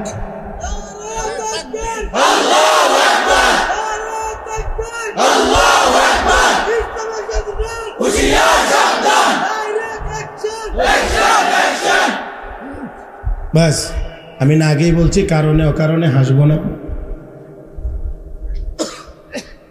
মুহতারাম হাজিরিন, আবু জাহেল সবচেয়ে বেশি ভালো করে দেখছে, বুঝছে যে এই লোকটা সত্য নবী। দেখেন খেয়াল করে, কয়জন না? 5 জন নেতা। হ্যাঁ, নেতা বহু বছরের নেতৃবৃন্দ 5 জন। একটা আমরা যদি কাজ করি, জনগণরে কি করতে হবে? আর কোনোদিন আসবে না, শপথ কর। তো এখন হাত ধরে শপথ করছে, আর কেউ। পরদিন সন্ধ্যা হয়েছে, আবু জাহেল চিন্তা করে আজকে তো কেউ যাবে না, আমি একা। আবু সুফিয়ান, কেউ যেহেতু যাবে না, তো এমন মজার তেলাওয়াতটা চাইরা আমিও একা। 2 ভাই একটা আরেকটারে কৌতুবা সাহেব এরা যখন কেউ যাইব না, আমরা 2 জন যাই। আখনাস বিন সুরাইকের হাতে মোটা একটা লাঠি থাকতো, মোটা লাঠিতে জানি কি কয় আপনারা, মুগুর, হ্যাঁ এরকম। তো একটা নিয়া, কেউ যাবে না আজকে, আমি একা রয়েছি নি? হ্যাঁ, নাই। আজকেও ঘুরাবার সময়, আমার ঘটনা এটা আমার বলা উদ্দেশ্য না, এটা তো একেবারে সবার জানা। তো আসার সময় আজকেও একসাথে। কি ব্যাপার? আজকে ওই এখান থেকে আসছি, তেলাওয়াত শুরু হয়েছে। এমনি আখনাস বিন সুরাইক লাঠিটা মাথার উপরে ধরছে আবু জাহেলের। বন্ধু মানুষ ধরে, দোস্ত কালকে না শপথ করলে আসবা না, আজকে কেন আসলা? তেলাওয়াত এত মজা, না শুনলে ভালো লাগে না। আসলে কি ভুল বলছেন? এই কথাটা কি ভুল বলছেন? কোরআনের তেলাওয়াত এত মজা, এত মজা, এত মজা। জবানে উচ্চারণের মাধ্যমে কোনো জিনিস যদি মজা লাগে, তাহলে কোরআনের তেলাওয়াতের চাইতে বেশি মজার কোনো বস্তু পৃথিবীতে হতে পারে না।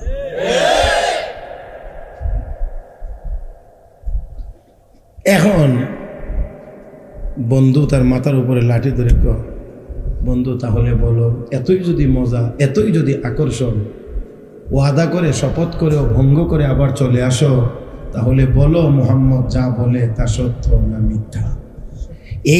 এই জায়গাটাই হলো আমার এতক্ষণের কথার মূল জায়গাটা। এবার বলো। আবু জাহেল দেখে অবস্থা বেশি সুবিধা দেখা যায় না, এবার মাথা নিচু করে দোস্ত, মুহাম্মদ যা বলে সব সত্য।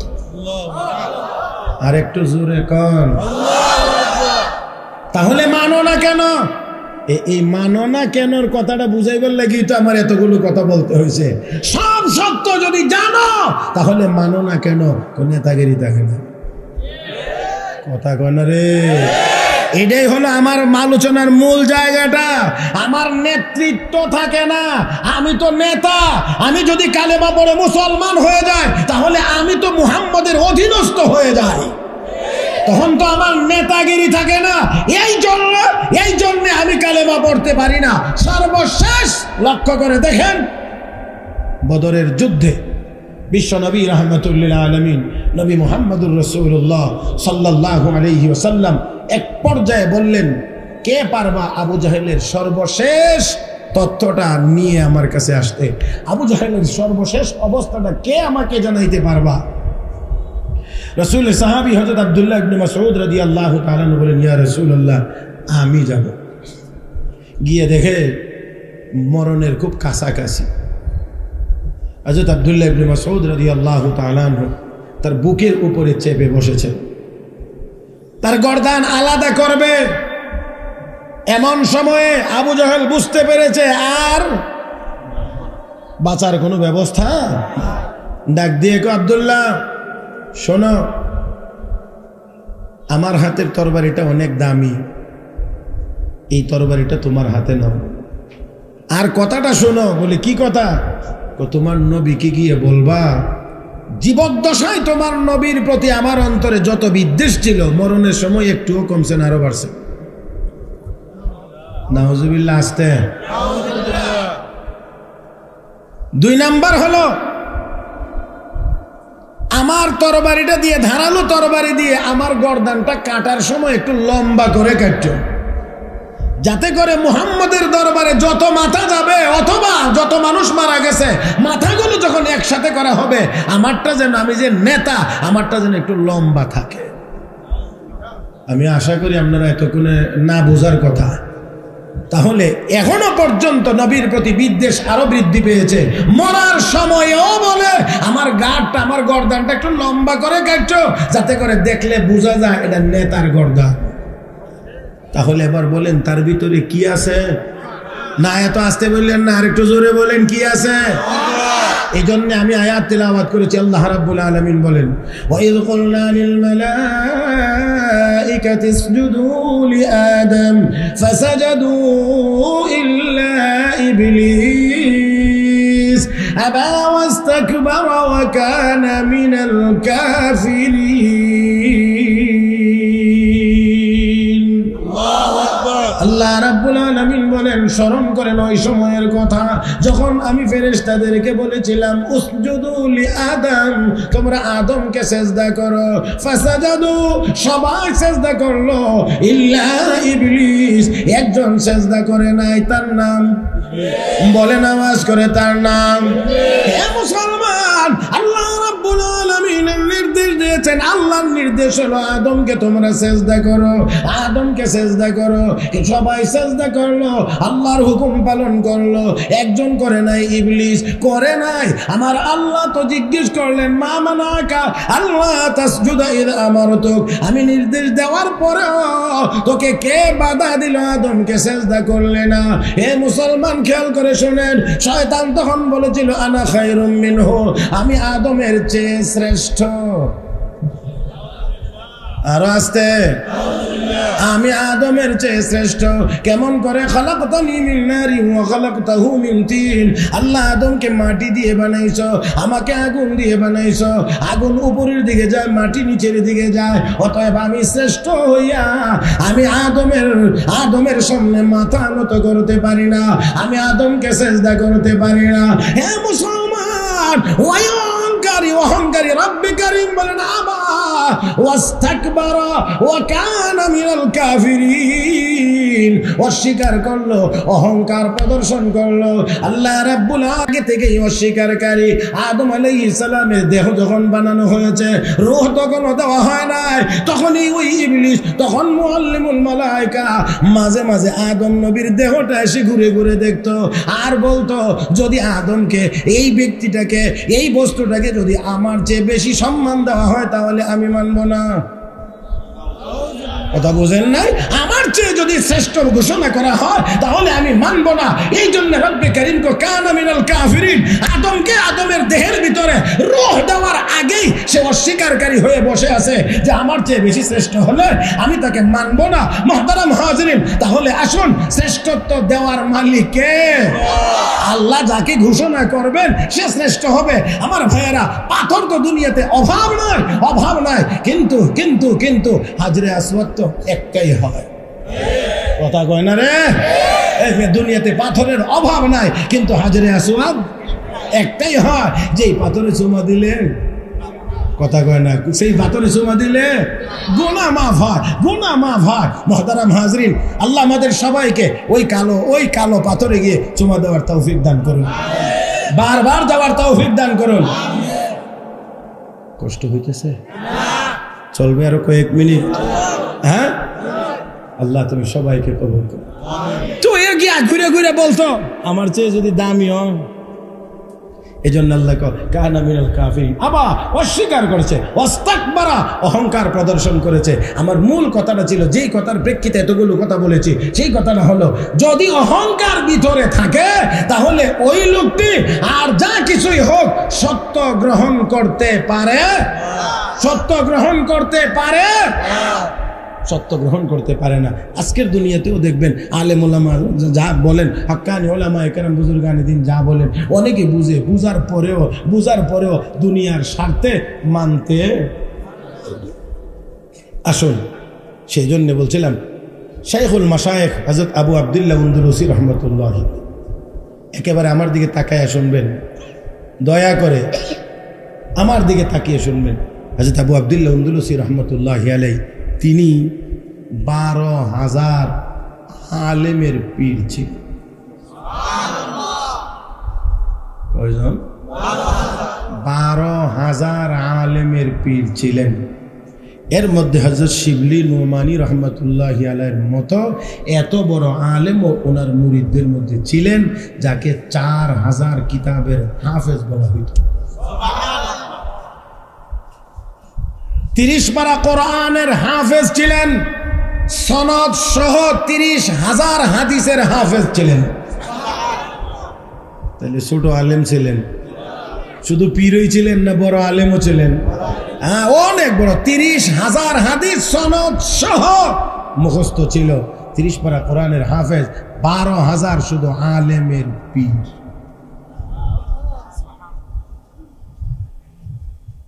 শাইখুল হাদিস জাকারিয়া রহমতুল্লাহ আলাইহি, তিনি তার কিতাবে উম্মুল আমরাজের ভিতরে লিখেছেন, বর্ণনা করেছেন হযরত শিবলি নোমানী রহমতুল্লাহ আলাইহি নিজে, যে আমরা আমাদের শাইখকে নিয়ে সফরে রওনা করলাম। সফরে রওনা করলাম, খুব আনন্দের সফর ছিল। আনন্দ বলতে হযরতের সাথে, শাইখের সাথে এই সফর। চলতে চলতে চলতে চলতে চলতে চলতে চলতে চলতে একটা সময়ে গিয়ে আমরা নামাজের সময় যখন হয়েছে, আমরা আমাদের যাত্রা বিরতি করলাম, এখানে নামাজ পড়ব। আর অজু করার জন্যে একটা কুয়ার নিকটে গেলাম। এখানে খ্রিস্টান মেয়েরা, পুরুষেরা একসাথে শুয়োর রাখালি করে এনে এই কুয়া থেকে পানি উঠায়া এই শুয়োরগুলোকে পানি পান করে দিচ্ছে। এই দৃশ্য দেখে আমরা সবাই অপেক্ষা করতে লাগলাম। তারা যখন পানি উঠাইয়া তাদের শুয়োরকে পানি পান করে চলে গেছে, তারপরে আমরা এবার অজু করলাম। অজু করে নামাজ পড়তে যখন যাব, তখনই বাঁচছে বিপত্তি। ইতিমধ্যেই আমরা আমাদের শায়েখকে এখান থেকে আর উঠাইতে পারতেছি না। উনি এখানে বসে আছেন, কেমন জানি হয়ে গেলেন, বেশি কথাও বলছেন না, তাকায় আছেন, কোনো কথা বললে ভালো করে উত্তরও দেন না। শেষ পর্যন্ত বার বলার পরে উনি আমাদেরকে যেই উত্তরটা শোনাইছেন, এই উত্তরটা আপনারা শুনলেও আপনাদের হৃদয় ব্যথিত হবে, আপনাদের কলিজায় আঘাত লাগবে। তিনি বলছেন, আমি এখানে আসার পরে একজন খ্রিস্টান সুন্দরী মেয়েকে দেখে আমি তার প্রতি এতটাই বেশি আসক্ত হয়ে গিয়েছি, আমি যতক্ষণ তাকে না পাবো ততক্ষণ পর্যন্ত আমি এখান থেকে যাইতে পারবো। কি মনে হয়? এই যে কথাটা শুনছেন, একটু না একটু হৃদয়ে একটু হলেও আঘাত লাগার কথা। 12,000 এত বড় বড় জবরদস্ত উলামায়ে কেরামের শাইখ, 30 পারা কোরআনের হাফেজ, 30,000 সনদ সহ হাদিসের হাফেজ, এত বড় আলেম, এত বড় বুজুর্গ, আর উনি কিনা একজন খ্রিস্টান সুন্দরী মেয়েকে দেখে আসক্ত হয়ে গেছে, তাকে না পাওয়া পর্যন্ত এখান থেকে যাবে না। এই কথাটা শুনে হযরত শিবলি নোমানী রহমতুল্লাহ আলাইহি বলেন, মনে হচ্ছিল যেন গোটা আসমানটাই ভেঙ্গে আমাদের মাথার উপরে পড়ে গেছে। এমন একটি কথা, এমন একটি জবাব শুনে আমরা সবাই হতভম্ব হয়ে গেলাম। এটা কেমন করে সম্ভব? এটা কেমন করে সম্ভব? এটা কি হতে যাচ্ছে? উনি কি বললেন? সকলের হৃদয়টা ভেঙ্গে চুরমার হয়ে গিয়েছে, সবার চোখ দিয়ে পানি, সবার চোখের মধ্যেই পানি, কিন্তু কিছুই করার ছিল না, কোনো উপায় ছিল না। উনি তো বসেছেন, এখান থেকে আর উঠেন না, উঠবার চিন্তাও নাই। হযরত শিবলি নোমানী রাহমাতুল্লাহি আলাইহি বলেন, সর্বশেষ কি করব, নিরুপায় হইয়া ওনাকে এখানেই রেখে আমরা আমাদের সফর এখান থেকে স্থগিত করে এবার বাড়ির দিকে রওনা, পিছন দিকে আবার ফিরে আসার চিন্তায় রওনা। কিছুই করার ছিল না, এখান থেকে ওনাকে আর উঠানো যাচ্ছিল না। আমাদের হৃদয়টা বড় ভাঙ্গা, চোখ দিয়ে পানি, আমাদের চোখ দিয়ে পানি ঝর্ণার মতো ছুটে চলছে। হায় হায়, কি হইল, কি হইল, কি হইল, কেউই কোনো কিছুই বুঝে উঠতে পারতেছিলাম না। ভারাক্রান্ত হৃদয় নিয়ে অশ্রুসিক্ত অবস্থায় আমরা আমাদের বাড়িতে ফিরলাম। একটা বছর পার হয়ে গেল। এই একটা বছর ছিল অনেক অনেক লম্বা, অনেক লম্বা, অনেক লম্বা। এত লম্বা ছিল, দিন যেন যায় না, সপ্তাহ যেন যায় না, সপ্তাহ যেন যায় না, মাস যেন যায় না, দিন যেন ফুরায় না। এইভাবে করে যাইতে যাইতে তারপরেও একটি বছর পার হইল।